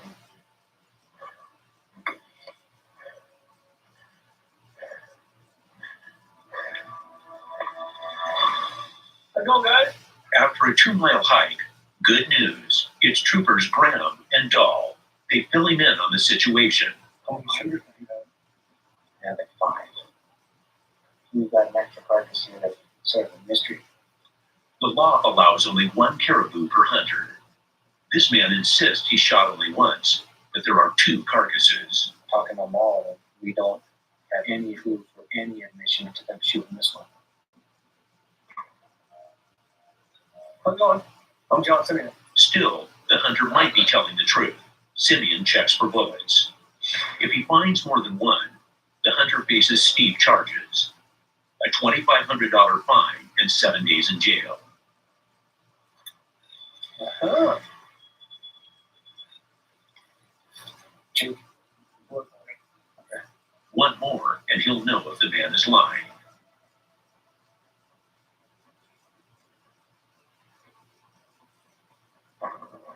we're done. We really have nothing. Right. Troopers deem the kill a shoot-through. The lone bullet passed through the first animal and took down the second. It's a beginner's mistake, but a big danger. Have you ever taken the hunter safety course? So you know the firearm safety rules of know your target as well as what's beyond. Just be advised that if something like this were to happen sometime in the future again, the outcome won't be the same. This time the hunter gets a warning. It was his first time ever hunting big game in Alaska. We told him to be a lot more careful. They'll donate the carcass to charity to feed local families in need. But first, Simeon asks the rookie to dress it and find the gallbladder. Gallbladder is the best I can explain. It's like a big almond.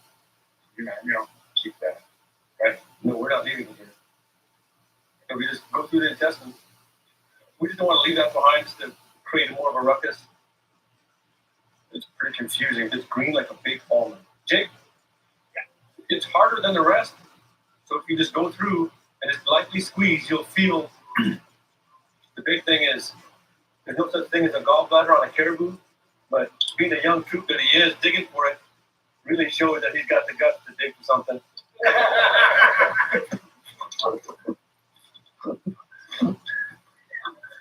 That's good, man. See, you gotta have fun. What did I tell you?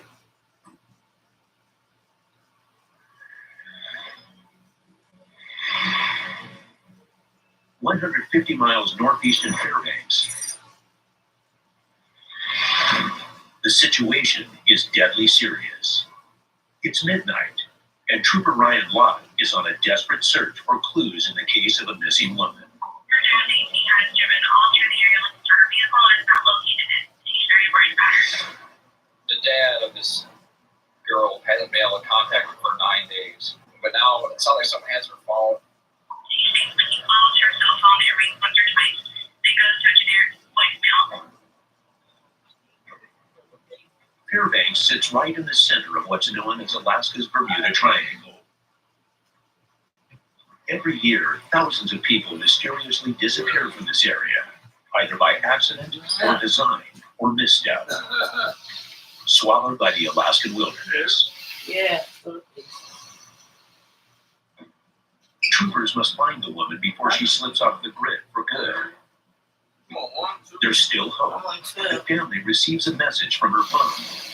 And Well, I received a text from somebody, but no cops. We'll show you how we got your sister's phone. Someone wants to meet the girl's family alone. Trooper Lott races I to meet need them another before one. the mysterious texter. Before we go ahead and Give me a explain out these mismatch. people and try to figure out who they are, we want to get more information about what they're driving and what the details are, and then we'll kind of play by ear from there. Give me a mismatch. Troopers question the missing woman's Give me brother another and dad, shot. hoping for a clue about the unidentified man. I decided to call out of the blue, and he answered. And he's like, "Oh, she's not here," and then hung up on me right away. Did the guy's voice sound recognizable? No, he sounded pretty messed up, like, because he kept saying, "Oh man, I'm tripping out on this. I'm tripping out on Sounded this." wrong, or like maybe Like, hi. Drug abuse in Alaska outpaces the national average. There's no telling what a drugged out suspect or his victim will do. She's had some substance abuse problems. I don't know if she's using right now, but my main concern is I'm afraid something's happened to her. absolutely. Suddenly, Already got right here. Go ahead, Nathan. Hello? What are you guys driving so we know which one's yours? We'll find your vehicle. We'll be right there, bud. the mysterious texter has made contact with the missing woman's family and is heading their way for a possible ransom. Hannah Larry don't want to give you the vehicle. The troopers set their trap. Pretty much going to be behind the church. Apparently, he's got eyes on the parking lot there. I'm going to be on an acorn circle on the wood line. He's able to turn your lights off. Don't make a big spectacle out of it. They close in on the meeting site, a nearby gas station, and go dark. The woman's brother is all set. He's got his cell phone in his pocket. It's an open line right now with dispatch, so they can hear what's being said. So anything weird happened, they can let us know. I'm hoping we weren't made and they're still on their way. Any sign of the troopers could tip off the texter and endanger the woman. Okay, 15 seconds. They're in contact with you guys right now.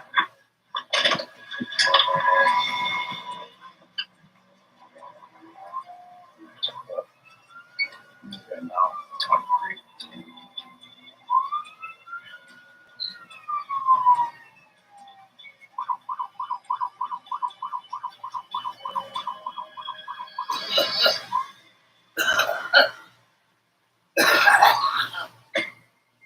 Go on, sir. Triple lot. Want to talk over here real quick? Well, you any weapons on you? I don't. I'm going to check it. So go and turn around for me. Don't go reach for anything. He doesn't have the woman, but he does have her phone. So explain to me how the phone got into your possession. She bought the phone from some guy, and they plugged it in, and it started ringing. That's all I know. Is there a reason why you're so cautious about meeting them here? Yeah. No. No. It just seems kind of weird that you don't want to know what they're driving, and saying things like no cops. Maybe you can explain that one. I don't know. You don't know why he said that? Why you have a problem with it? So you don't know them, and you don't know his daughter. No. Why do you got a bat in the back? In the back, stuff in the back. No, that's not my bat. I didn't say it was yours. I'm asking you why stuff in the back. I don't know. You don't know. I think that sounds weird. The man's story doesn't add up, but the troopers have no way to tie him to the girl's disappearance. They seize the phone and let him go. The guy didn't make any sense, but we didn't have anything to really hold him for or charge him with. All right, you guys are free to leave. Yeah, I know. I just want to die. I was wrong. I'm sorry. Then, Did she say anything about why she didn't want him to know? word comes in over the radio that the lost woman's been pulled over by another officer. Turns out she's not missing. She's been hiding, Here's the deal. We did find her and contact her. but she's an adult, so troopers can't tell her family her whereabouts. We can only tell you that she's fine, that she's in good health and safe. It was just a really suspicious, strange scenario. There's probably more to the story than what we know. Troopers on the night shift see their share of bad behavior. But the daylight doesn't cut them any breaks. Fairbanks 24. I'm going to 10-3 over to see them without help this year. Trooper Rich races to the outskirts of Fairbanks to help stop a fight, or worse. One of the lieutenants with Fairbanks Police is dealing with a disturbance. There's a homeless type of camp back in the woods. A couple of white males standing over top of an individual who's laying on the ground. 2024 gallons.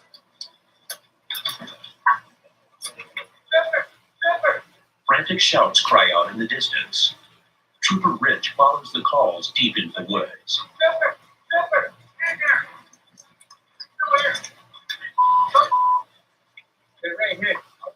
Rich and Lieutenant Soden have no idea what they're about to find. We don't know how many people are in there. We don't know the totality of the circumstances. So pretty scary to think about. The frantic man leads them to a makeshift campsite where they find an unconscious woman. Hey, just go stand over there. Okay? You okay? She needs help. They call paramedics and try to make sense of the scene, but get no help from the suspect. That guy got on phone.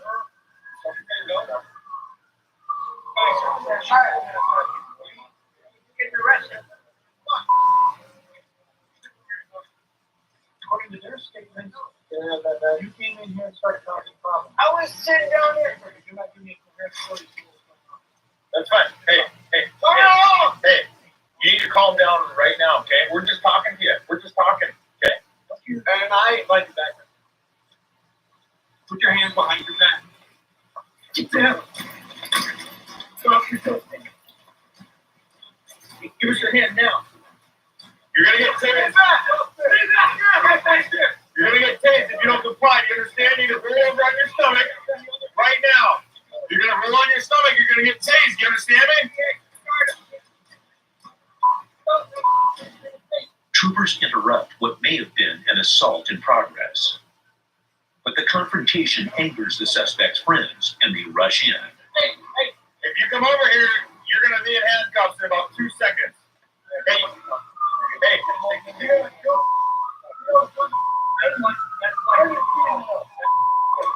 Mr. Ray. Hey. You need to take a walk. Laying down. Yep, we got the paramedics are here. They're going to check her out, okay? The woman won't budge. But what kind of alcohol? Did you see her drink any alcohol? Yeah. At last, the woman comes to, but she's in no condition to talk. Paramedics take her to the hospital to determine if she's been assaulted. Yep, you're under arrest. Yeah, disorderly conduct. You're going to arrest me? Stand on that. You start fighting with us, it's called disorderly conduct. You're being all aggressive towards us. We're putting you in handcuffs for our safety and for yours. Come on, we're going to go out this way. Come on.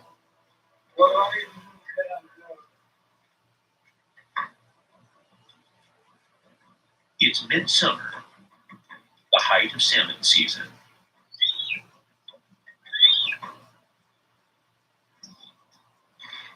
And wildlife trooper Luke Comfort is on a mission to stop illegal fishing. Thanks, Red. His patrol on the Kenai River spans 82 miles and about 100,000 anglers. Knock them out. Yeah, knock them out. Well, there's plenty of them in here. So about the end of July, the red team have stepped into the river. Unfortunately, people get a little fish crazy and take. We're going to go down to a park, try to catch snaggers. It's a very prevalent problem here. Snagging, or hooking a fish anywhere but its mouth, is a serious wildlife offense. It's a popular tactic that can kill a fish without ever catching it and deplete the salmon population. Some guy across there's got one and he's really ripping the water. but it's hard for troopers to snag the snaggers. Because they all turn their back to you and put the fish up on the bank. From this side, it's really hard to distinguish. The instant fishermen see Comfort's uniform, they stop snagging, so Comfort must spot them first. He calls backup. Hey, folks, you want to head across the river from where I'm at, deal with some snaggers? You want to try it? Comfort locates a suspect, while a second trooper across the river hones in. He's got another one. The snagging is just insane. Gray chest waders, a gray t-shirt, sunglasses, blue ball cap with white lettering. You better hurry up. He's got three snags in the last couple minutes. All right, thanks. Oh, it's gone. They're too late. One of the anglers spots Comfort. The fishing site is cleared out. There's only a few in the water left. Everybody's going to go away, and then they'll come back and do it again. It's a never-ending problem. To better their chances, troopers launch a covert op. It's about the 517 on track. 522 on myself will be down at Centennial Campground.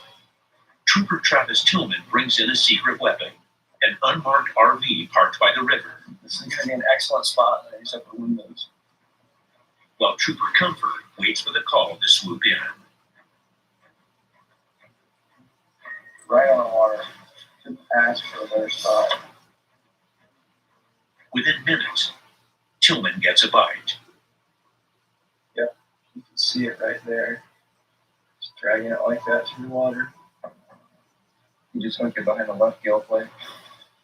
522, 517, I have a snagger down here. That's a for sure illegal. We're 1023. And he's going to hand it off to her, and make it seem like it's her fish. He's got another fish, and it's foul hook. He's directly in front of the water hog with blue shirt, tan waders, fish in left hand.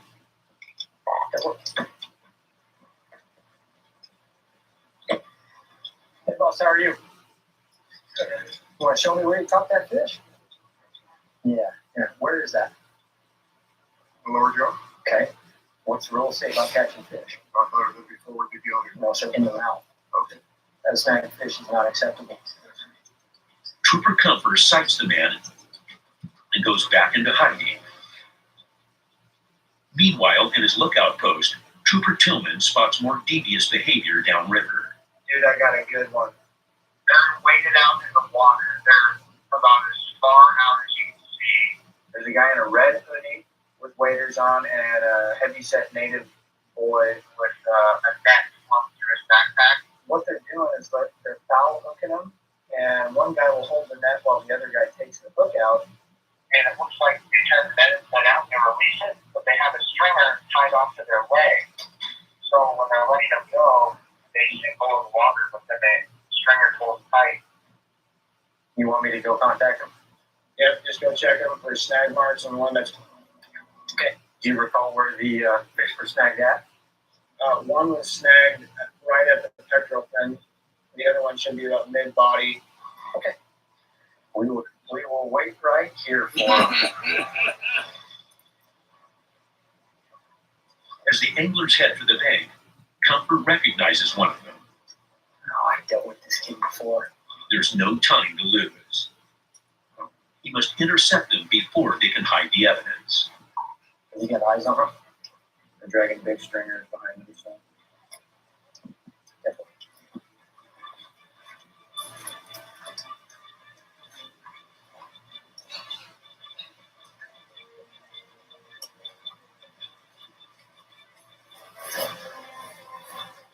Hey, fellas. Hold up what you're doing there, would you? Let me have that knife real quick. I'll just set it right there, okay? I've got a trooper who's been watching you two all day, okay? Now, and a couple of those fish are definitely snagged. Oh, really? The men deny it, but the fish might tell a different story. Grab up your stuff and we'll go up to my pickup and talk and look at some fish here. Comfort needs to inspect their catch and maybe catch them in a lie. If he discovers hook wounds, it'll cost him a fine and their gear. Girl, put them up here, check them out, okay?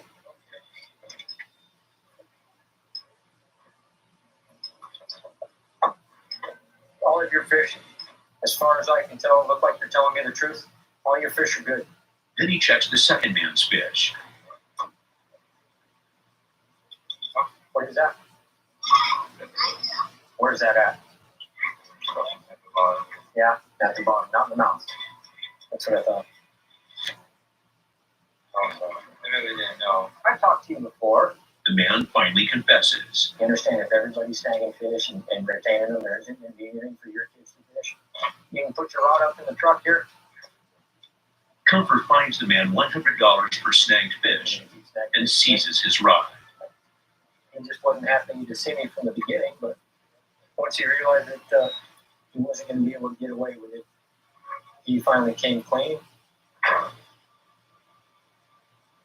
Back in the Matsu Valley, it's also a day for familiar faces. Back on 2010. A repeat caller keeps dispatch working overtime, and Trooper Lee Phillips has dealt with him before. Right now, looking for a gentleman that 911, which in itself could get him into trouble for tying up an emergency line. He's quite an interesting character. He's involved in a stabbing at this location and running his history out of state, multiple assaults on police officers and stuff like that. One of his last run-ins with the troopers ended with another man down. They ain't no good. Get some towels. Yeah, he's cutting really good right here. Oh, God, it hurts. Any way you cut it, this man is bad news.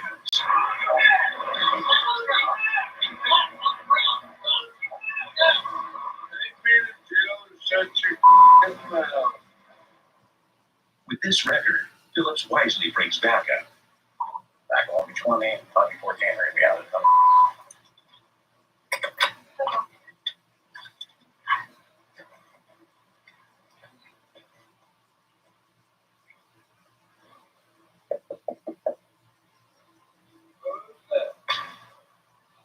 State troopers, come on out, please. It's the state troopers. You keep calling 911. I want to know what's going on. You all right in there? Why don't you open the door so I can see you face to face? Troopers motion the camera crew out of harm's way and brace for another ugly confrontation. All right, well, I need you to come out here and talk to me, please, because you keep calling 911. I got to make sure everything's okay in there. Say again? Say what? You're shaving your cat? Why don't you open the door so I can see you face to face? You're not under arrest. I just need to talk to you and make sure you're okay. Hey, what's going on? Oh, nothing. Yeah? Are you a felon? Am I a felon? Why? Because I got tattoos? No, don't work that way. Well, I want to know why you keep calling 911. If you keep calling 911, then we're going to have issues. Well, sorry about that. You guys keep arresting me. I'm just trying to save my cat. Yeah. All right, so you're shaving your cat, huh? Well, yeah, because the guy I got him from. Right. Yeah. Can you step outside, please? I don't want your cat to get out. No? Okay, well, I need you to come talk to me because you keep dialing 911. All right? Open the door. All right, come on out. Before I got to drag you out. Okay. Well, I don't have to have a warrant. You're on conditions of release right now. All right, come on out. No?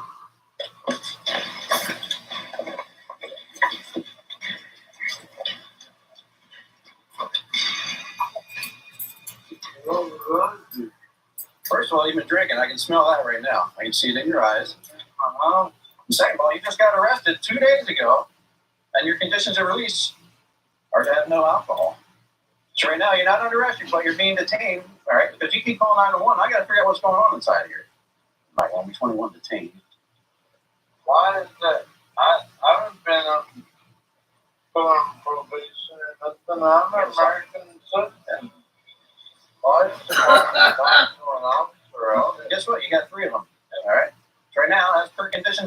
police. You need to get us a sample of your breath. The man who keeps drunk dialing 911 flatly refuses to cooperate Thanks, you don't know, man. and looks ready to fight. Silence? And right now you're under arrest for violating conditions of release. I was just trying to help my cat. You know, it's not a crime to shave your cat, all right, if that's what you want to do. 2 days ago, you spit on another trooper, so this is why you're going to have to wear the spit sock again today, okay? That's why you guys. That's correct, all Oh, right? I'm not gonna do that again. They're treating me like You grab the other side. Grab the other arm. I see that. Oh, hey, before you stand up here, all right? Like you guys. I'm not gonna spit her. All right, hey, I need you to blow on here first, all right? The man finally gives a breath sample. I just want to go on. I'll go get a PBT of .239. I won't call you guys for nothing else tonight. Okay? PBT .239. I don't want to fight the cop. Troopers hold him on $1,500 bail. He'll spend the rest of his night sobering up behind bars. The Matsu Valley has its share of wild characters and wild animals. They come together even in Alaska's most populated regions. The close proximity of man and beast keeps wildlife troopers like Doug Massey very busy. Happy to go ahead.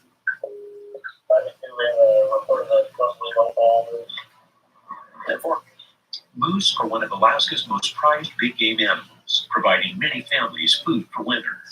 And taking one illegally means a year probation and $1,000 restitution.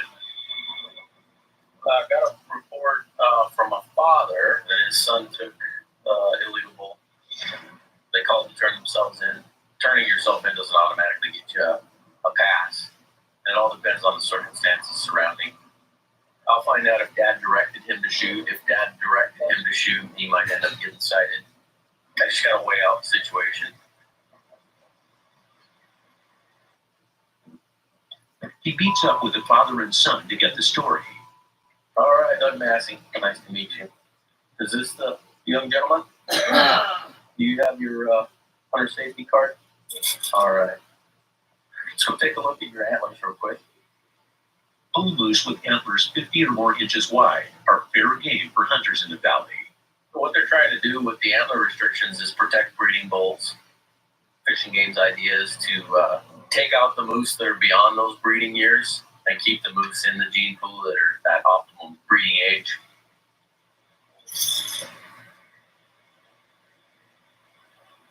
Definitely. At just 35 inches, Massey confirms the moose is too young to take legally. Tell me the events leading up to shooting it. You're just out on 4-wheeler, across the river, and we back up towards the lakes. And so I told him, get the gun because it's legal. I told him I thought it was legal, but I said, don't shoot, we're checking. And then they were running. I said, if you shoot and have the shoulder. That's all I heard. I think that's what Okay. So you never directed him to shoot? Okay. Did you just shoot it once? What's going to happen is I'm going to give you a warning citation because you're a minor. And it's only a warning. Keep it. Remember it. This is your one warning from me. Clearly there was some miscommunication and it happens. Dad, if you would have directed him to shoot it, things might be different. Take a little more time. Wait for Dad. Wait for him to give you the go ahead. You did the right thing, and that's awesome.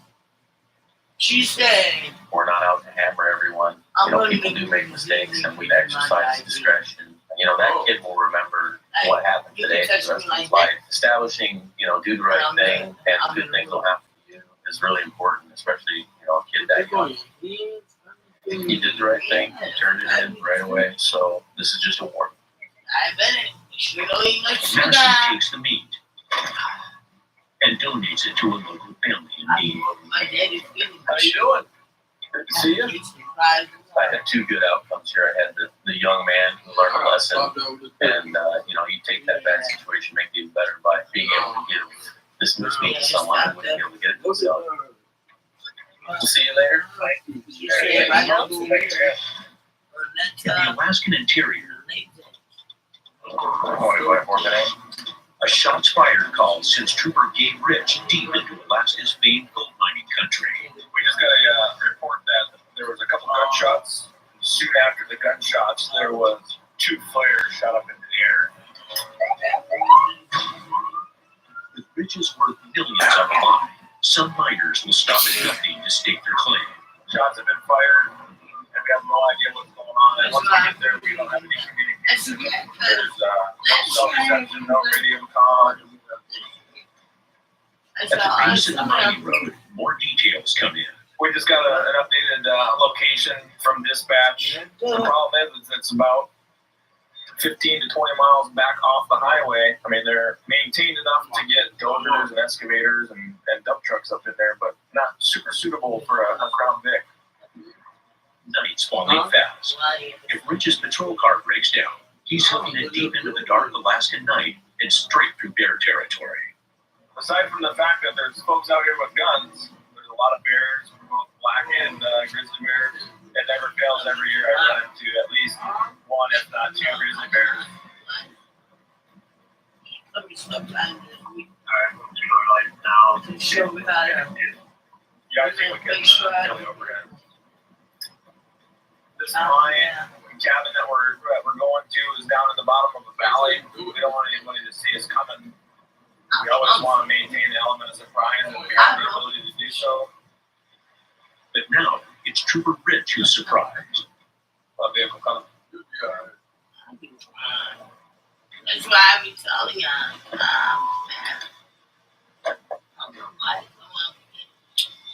Alright, could be creepy. And I've been saying it. I've been saying it. How we doing, guys? Okay, where's the guy? Calling you. Are you? Yeah, what kind of down here to guide you guys in? The man fills Rich in. The brother in charge had a blowout, got upset, started yelling and screaming, and then her husband takes off and walks. What started as a family feud takes a serious Alaskan-style turn. Doesn't have a coat on, wearing things. Right. Oh, yeah. So he's got no weapon on him. She said he doesn't even have a pocket knife.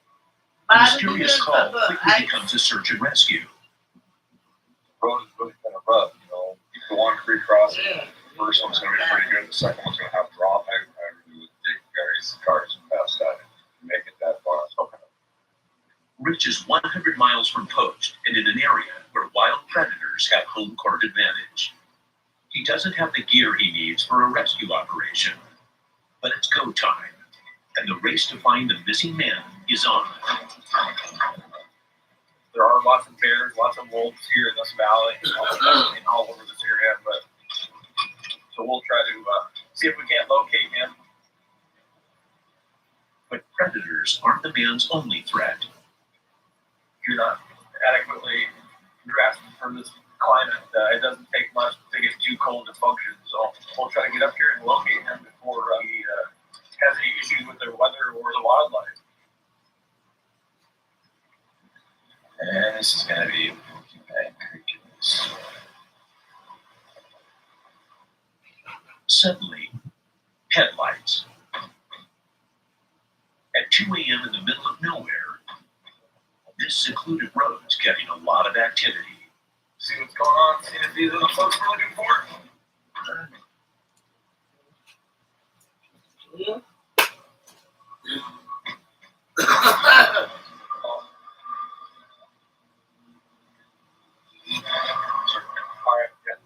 Good news, it's the missing man. So you just walked out and you didn't want anymore? That thing? Okay. 2 brothers and her were arguing about their dad and how he died. They said he got just fed up with it, just took off. She said she shot the flare gun, took her and played up. With nothing more than hurt feelings, this family feud dodged domestic tragedy. We don't know until we go up and we ask the question. Turned out to just be an argument. So luckily nobody ended up missing. Everybody was accounted for. That's the furthest that I personally had to respond for a call for service. I wanted that. We have an extensive area of control basically we're on our own. When we leave our house and I want the ice out of the ice man. anything that comes at us. Boy, don't let me get up and check. On Alaska's majestic Kenai Peninsula, Trooper David Loring patrols the deceptively dangerous 127-mile-long Seward Highway. This is by far one of our most dangerous roads in Alaska. We have more wrecks right here just with the amount of volume of people that travel it. And today's late summer surge of tourists and road repair projects ramp up the danger.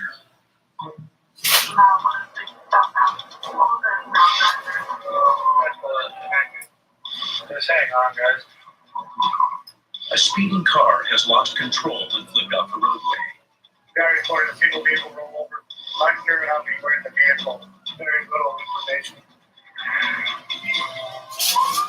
We'll probably be the first ones on scene.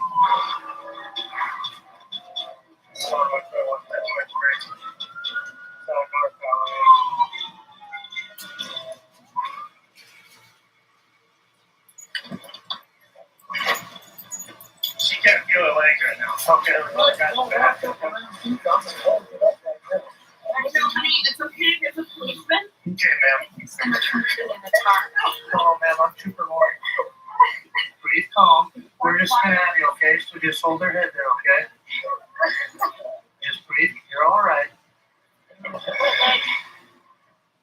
The crushed car has trapped the driver upside down in the wreckage. You're all right. The ambulance will be here soon. Okay, you will breathe all right for me? Nice slow breath, Okay. sweetheart. Yep, he'll be here shortly, okay? So we have one lady in shot. We're currently assessing her right now. She has quite a bit of blood coming from her head area. Second individual is sitting upright, talking to another individual.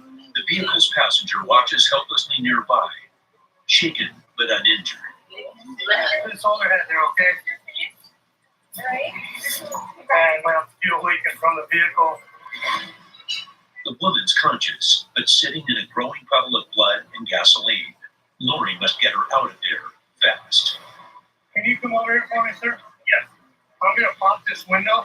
See if we can get the seatbelt off of her. I want you to watch your eyes. You have like a cloth or you may even have a shirt or something.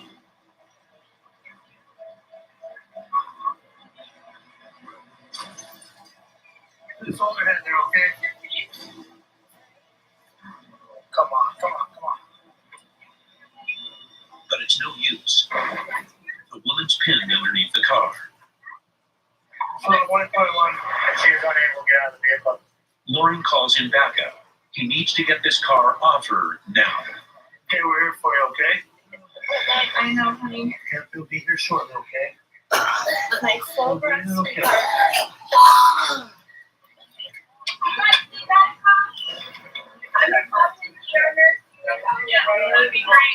Luckily, an off-duty nurse stops to help.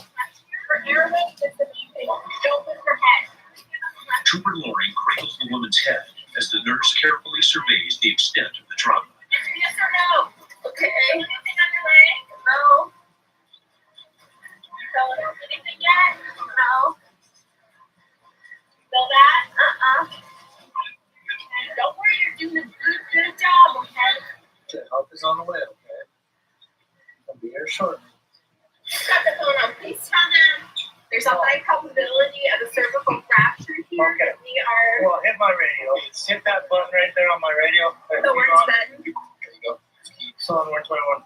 Hi, this is Providence ER nurse. She's tachypnic with some blood on the mouth. She's able to maintain her airway, but there is no, I repeat, no sensation intact from the waist down. I'm highly concerned with the cervical or thoracic fracture here. It appears she's broken her neck and is possibly facing paralysis or death. But they can't help her until they free her from the wreckage. And the rescue squad is still miles away. Here, this is some color. Okay, can you go 500 East before crack 2? Okay, good. I'm going to have you assist me then. You know what to do here. In there? Yeah. I'll tell you what, let me maintain her, see some precautions from him, and I'll take over with this. You got it? Yep, I've got it. Thanks, sweetheart. I'm gonna sit there with you, okay? So it sounds like she's breathing, but no lower. Hey, ma'am. Do you want to look at life med? I think because of the mechanism of injury, we'd be smart to get life med in here right now. Yes. So I'm going to want to get life med notified. We're in a 4-lane area here, so we have a pretty good spot to set up the LZ. Lorraine calls for a helicopter evacuation. Only a handful of medevac choppers cover the entire state of Alaska. If it doesn't arrive soon, it could mean the difference between life and death. They're calling him up right now, so we're going to have to walk the road down. Now, Lorraine must ready Alaska's busiest highway for a landing zone. Can we have you guys move up for us, please? To shut down a major highway like this. You know, it does happen up here in Alaska, but it's something we don't do every day. 15 agonizing minutes later, the first rescue crews arrive. What's the status of that patient? Is she stable? While Lorraine tries consoling the passenger. I know it's pretty rough, but we're taking care of her, okay? We're giving her the best attention we can right now.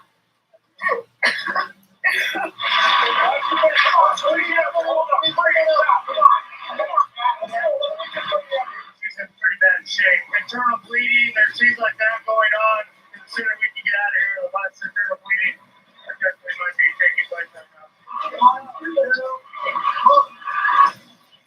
They finally free the woman, but the helicopter's nowhere in sight. Redwood medics are currently talking to life meds. They're making alternate choices on transportation. The victim goes unconscious. There's no time to wait.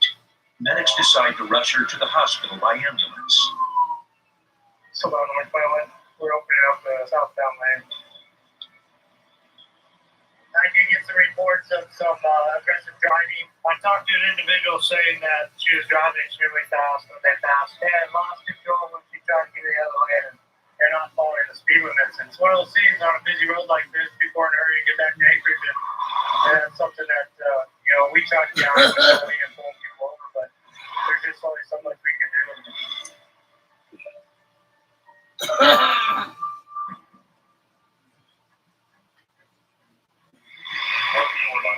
300 miles north, on the back roads outside Fairbanks. Fairbanks 17. She would throw the female around by her hair. Trooper Melvin Colley races to a very different life or death call. In progress, one was right outside. The guy tackled her and she forced her back inside of the residence. We gotta go get there as fast as possible. 17, you're going to believe Peter's name male and female screen. Somebody's life could very well be in danger.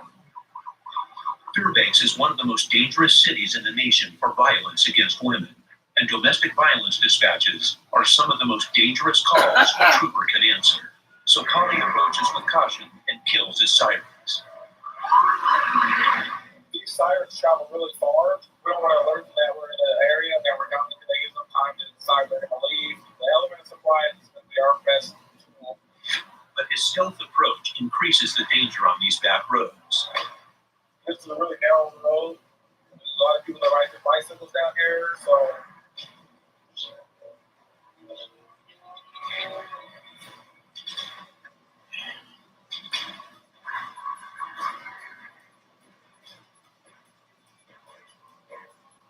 So we're going to take a bumpy road. Not really safe drive, but it'll get us there a lot faster.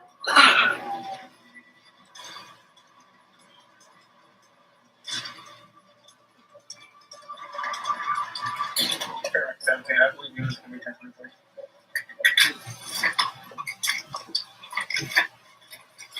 Next one over.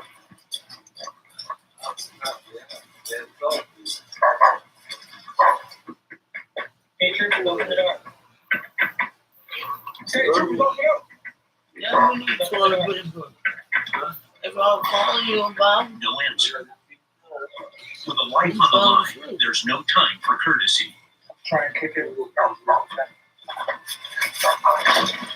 Hey, troopers, open up. We're coming in.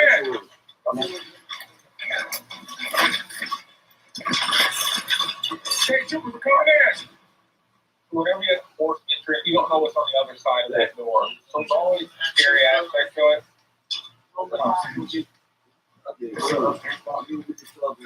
Hey, look at your hands. Look at your hands right now. Get down. Keep your hands visible. Hey.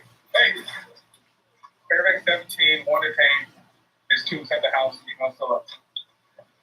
The troopers nab the attacker and rescue his badly beaten female victim.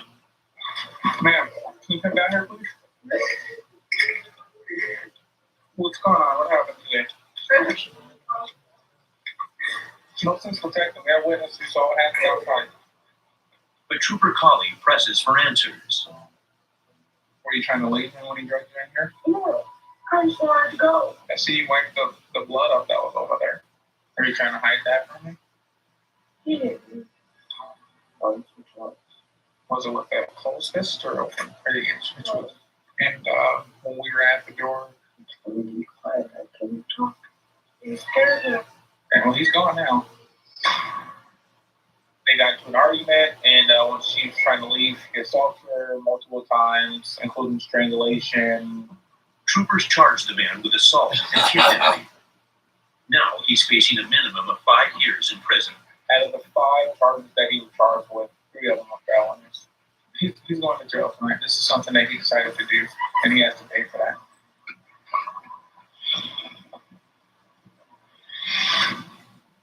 Spring brings some of the best weather to the Matsu Valley. Beautiful, absolutely beautiful. There's just so much to get out and explore and see and do. Great place to call work.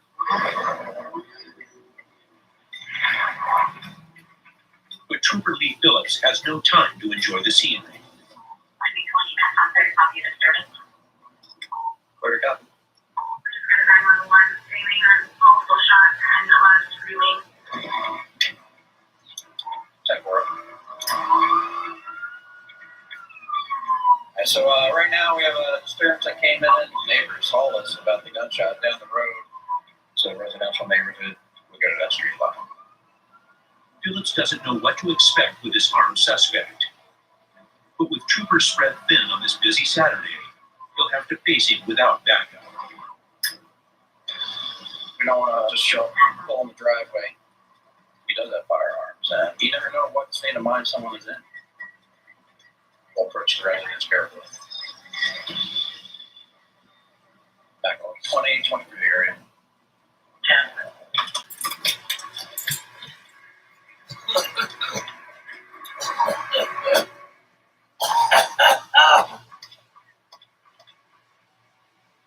Gunshots.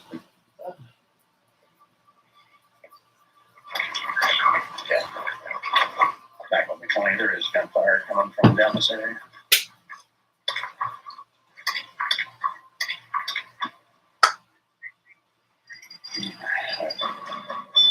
Yeah, it sounds like a small caliber, possible pistol fire. It's like 2 males. Gentlemen, you lay down your weapons, please. Step away from the vehicle. Anyone else here? Or just you guys? Okay. I just gotta make sure you guys got no weapons on you right now. Any pistols or anything? Any warrants on anybody? Alright, mind just lifting up your shirts on you. Alright, go and turn. One more time. Alright. What are you shooting at here? We're just shooting at the tires over there. Alright, we're just gonna have to take our shooting out further into the wilderness. You know, we got residential up here. Where's the firearm at anyway? Yeah. Just a 22? It's a single shot? It's an automatic. It's an automatic? Appears to be empty.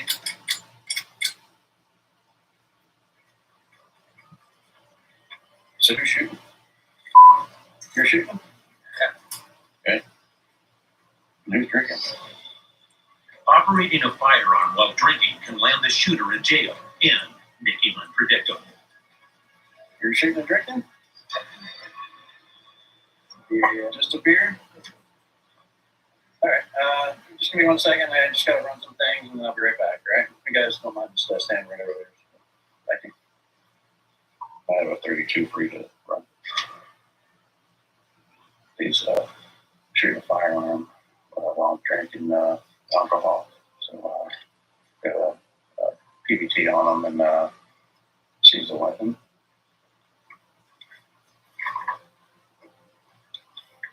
All right, gentlemen, do you want to walk with me to my vehicle? I just want to get some information for you here, okay? How much you drank today? How's your first beer? Okay. All right, what I'm going to do is make a nice light lip seal and just keep blowing until I tell you to stop. More. Good. All right, so you had 1 beer, right? About how long ago? It's been processed like an hour, hopefully like an hour ago. Yeah, okay. What I've left. Oh, you blew zeros. Okay, yeah. You said you had 1 beer, I believe you. You're dodging a bullet right now.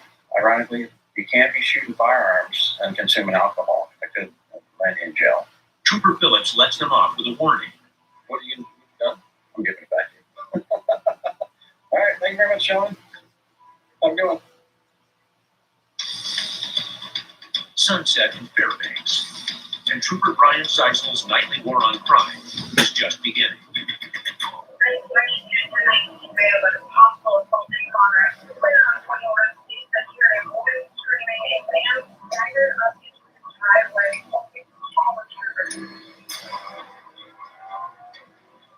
got an assault progress. Put it on 21 now, please, but there's an individual staying on his door. 19 up. Seisel is 15 minutes out and closing fast. We're about 2 or 3 minutes away now.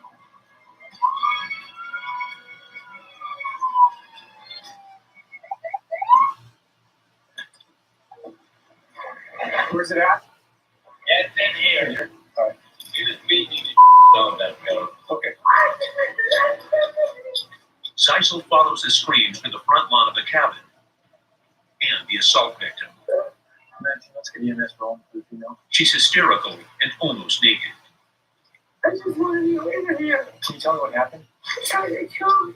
They told me they were cutting from the music. That's what he told you?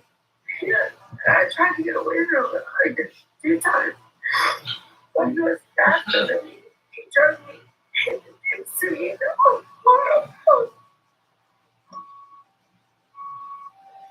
Seisel finds Trooper Haley, who arrived minutes before him and already detained the suspect. That's where I found her, was on the porch meeting, same where she is right now. He's saying she doesn't live here. He just wanted to get her out, grab her and pull her out. I don't know if we necessarily have an assault. But she wasn't the only one inside. The caller was apparently in bed with the woman, triggering the attacker's jealous rage. Okay, keep the family away from her. According to the suspect, he's saying he got those two in bed together. So, I don't think it's stories. Hey, can you tell him I want my teeth out? Yeah, let's go. We're going to get those, but you need to go over this way. Right? We'll come get you. They're in the bed downstairs. They're laying on the mattress on one side of it. Okay, When they're going to sleep, they're up to sleep. do you live there? No. So why were you staying there? She used to be a girlfriend of mine. Kind of an odd relationship.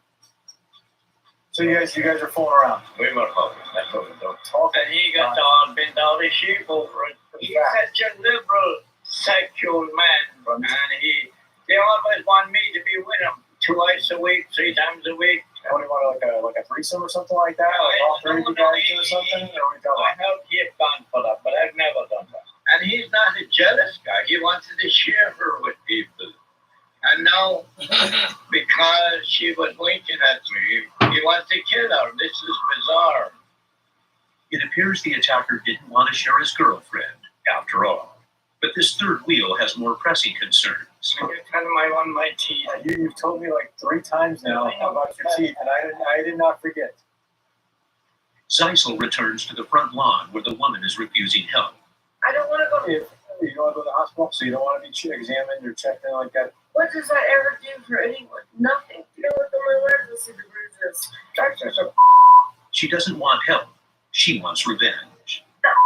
trying to kill me with my cat's there. How about if I just take a gun that nobody knows and I just shoot it? Isn't that the same thing? I just want you to know I'm gonna find the guy and shoot him between his eyes. Okay, well, can you just tell these guys to take care of you so they can take you to the hospital, right? Okay.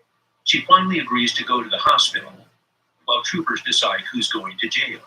She's saying that she thought he was going to kill her, and he beat her, punched her, and couldn't stop. I mean, yeah, I think that's enough for her to take him to jail for tonight. She also said that she was bound up, but from what I am gathering, it's not like unusual for them during their sexcapades for that to happen. He is definitely going to be arrested right now for, at a minimum, the assault. The investigator will take over from there and figure out what else is going to happen.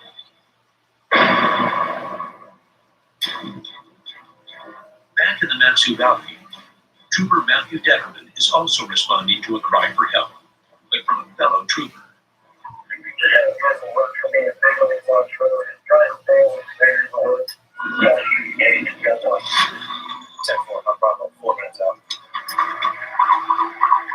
A routine traffic stop has sprung into a foot pursuit. Traffic get pulled over, a vehicle on the road, and the driver split. I guess I'll bring her in and see if we can get a canine track.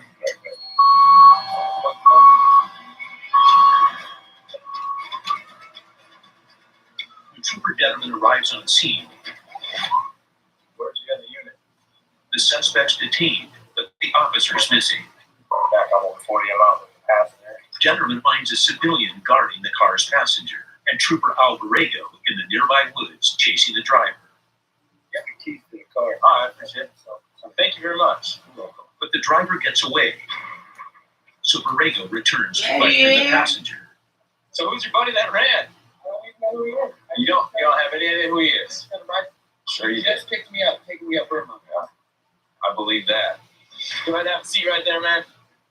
They call in the canine unit to help track the driver. NCIC 1B40. And Detterman tries to find out exactly who they're after. What does he look like? Tall, got a red and black coat on, got a hat on, blondish hair, I think. Okay. All right, sit tight, man. Ray, It's not long before Sergeant I Pat was Nelson in and the room. K9 Roldy arrive. The chase is on. The Okay, bro. can you show me exactly where you saw me on the bridge?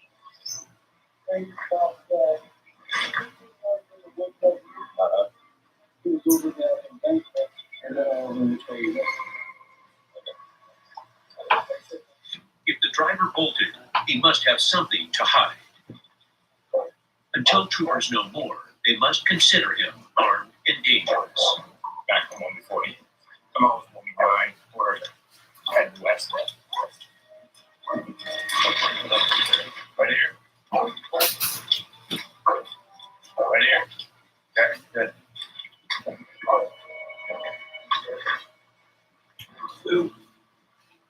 Here's the lead right here. Isn't this his footprint right here too? Step by step, troopers close in. We kept going straight here. There's one fresh. Rowley's trail leads troopers to a storage yard. He could be anywhere in this labyrinth.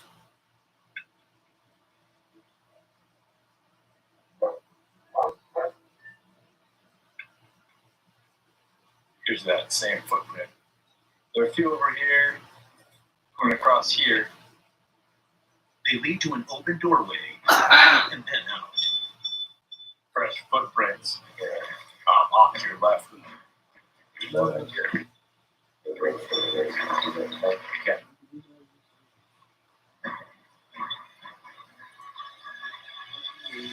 Not seen anything. The trail goes cold. Nothing going in but you and me. Detterman returns to the abandoned vehicle and begins a search to determine its owner. Ooh, look at all the stuff. We got 2 backpacks.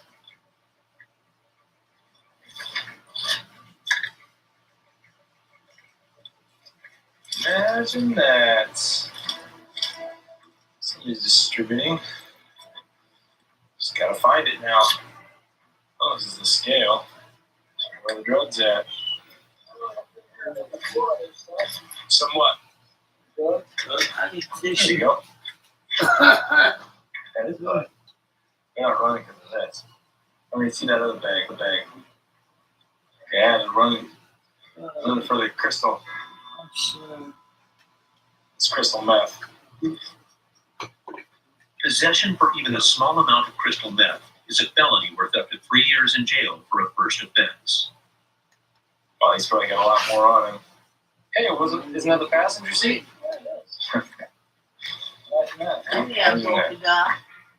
Armed with the new evidence, troopers take another crack at the passenger, hoping for some answers. At the passenger seat, floorboards, 2 of them do that in one. I'm telling you that. You know, we know you know. Nothing but cars. Okay. That's how he left you in that car. Open the bag. You want to go to motel for that kind of crap? Finally, he spills.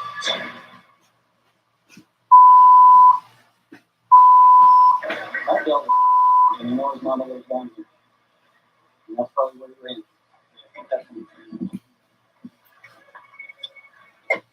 Their suspect is a well-known criminal with a long rap sheet. He's a burglar. He's a bad burglar. Yeah. So maybe he's been kicking in all the doors. I took 4 cases yesterday. Burglary. Happened in the day. Now he's dealing drugs in broad daylight. That's what mom is. Okay. And she's not going to cooperate with us. All right. You can lead the way. As night falls in the Matsu Valley, troopers confront the man's mother. He was here earlier today. Okay. Let's go look for him real quick. Oh, we're just Doing a little. that sideways in the middle. There, crawl space here? Well, you can't get to it if you notice. The only reason it's open is because of the fact that I had one ice cream. Ice break? Yes. Oh, when did you do that? It was about a month ago or so, and I'm still letting it breathe. Okay, I just got it. All right. It looks like someone left here in a hurry. I don't think he's here now. I think that he was. I swear to God. All right. Well, if you can tell him to call us when he comes back, so that he doesn't violate his probation or anything. Okay. All right, I appreciate it. Okay. Sorry about you folks. Oh, they're out in the crawl space earlier. That's why that thing was moved. They hit him down there. So we contacted probation. Their probation is going to put a warrant out for him tomorrow. Even though we didn't get him. Yeah, it's definitely good that we got the information on who it was, so that we can get him tomorrow. The next day, Trooper Jared Knoll races across the valley in pursuit of his own suspect, a violent axe-wielding attacker.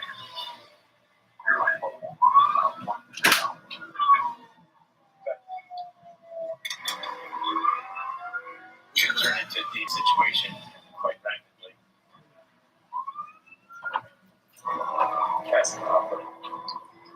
Trooper Joshua Barris is already on scene, alone. He's not going to wait. He can't afford to wait. You know, every second counts. It's already been a long time since the call came in, so he's going to go in.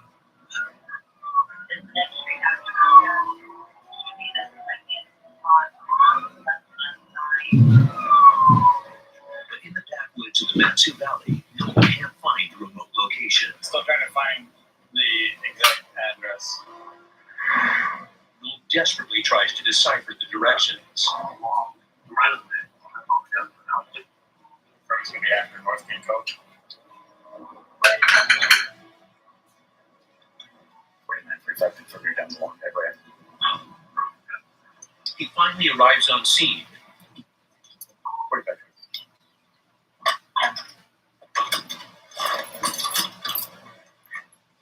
And finds his fellow trooper in the thick of the action. Show your hands! I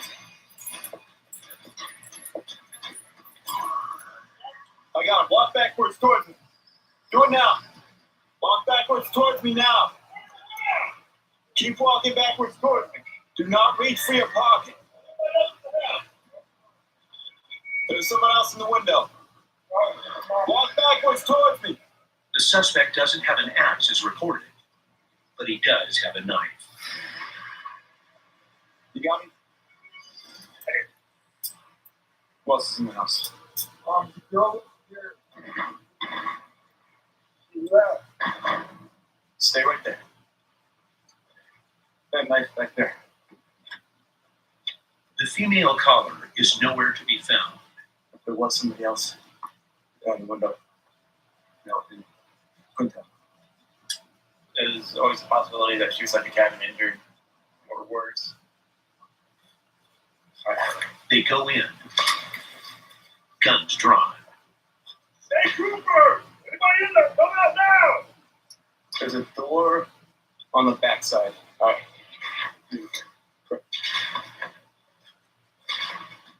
Door. Hey, Cooper! Hey, Varys.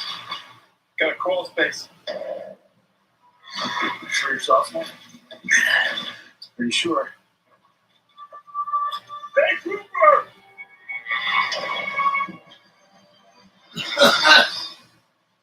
House clear. Come out! It's empty. So troopers turn their attention back to the knife-wielding suspect. Listen, what happened? Why were we called? Why are the troopers standing in?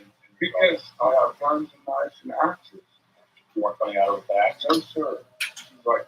Totally having depressing. There's an axe on the table, and that actually has her fingerprints on it. Just before she called you guys, she picked you up, and then I was actually scared. He said that she got mad at him because he was kicking her out of the house. Then she stormed off and left. But until we can locate her and get her side of the story, it's hard to say. With no victim, the man walks. He said he didn't have any weapons on him, but he had a large throwing knife in his back pocket. He said that she left in his pickup, and she's not picking up her phone now, so if she wanted to call us back, she could. Across the valley, it's summertime in Wasilla, tourist season. The roadways are packed with a parade of ATVs and campers jockeying for position. And one driver isn't playing nice. We were on the phone with a young man who was a fallen vehicle after the accident happened in the vehicle. Well, we just had reports from Wasilla Police Department. They had a hit and run car, hit a motorcycle, and took off. A citizen is chasing the hit-and-run car. He thinks he's helping the troopers, but a video focused more on the chase and safe driving is making the already dangerous roads even worse.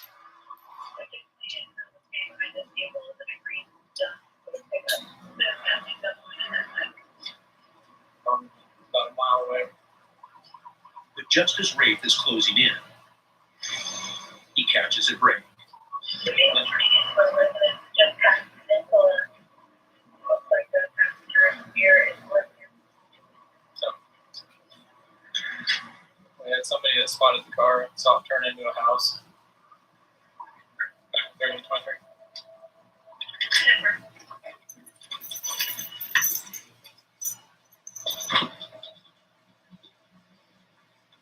Troopers find the suspect's vehicle parked out front, practically out of sight and empty. This house is like super shady. While officers search for the driver, Trooper Rafe and Officer Bennett inspect the car for evidence of the hit and run. Suddenly, the suspect shows himself. Hey, how's it going? Been better. You live here? No. Come on this way. You want to tell me about what happened? Yeah. He had been leaving in and out of town, and I just used him like and so I came up to town, so he came up behind me, and he just looked out of the car. So I just got away, and he was over there and freaking got him. So why didn't you stop? There it is.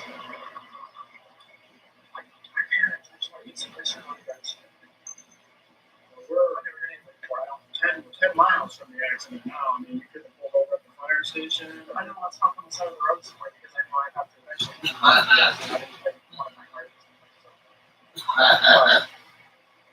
I grabbed my phone and I was like, hold it there anyway. I'm like, okay, well, that's lovely. The hit and run suspect tells a good tale and then blames the victim.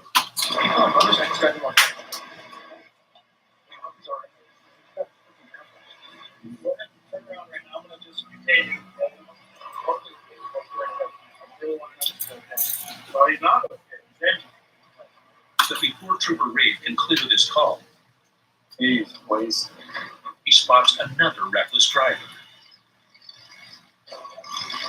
Trooper Taylor rushes to nab him, and Rafe swoops in to back her up. He went by us on the hit and run and got him on the roadway. It's illegal to drive an ATV on a public road. Something's up.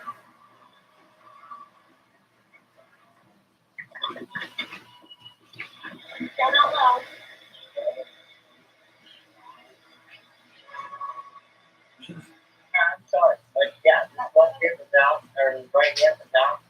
I never have to come back here. Where's my finger? I can't afford it. No, I come to do Barbarian work and drive.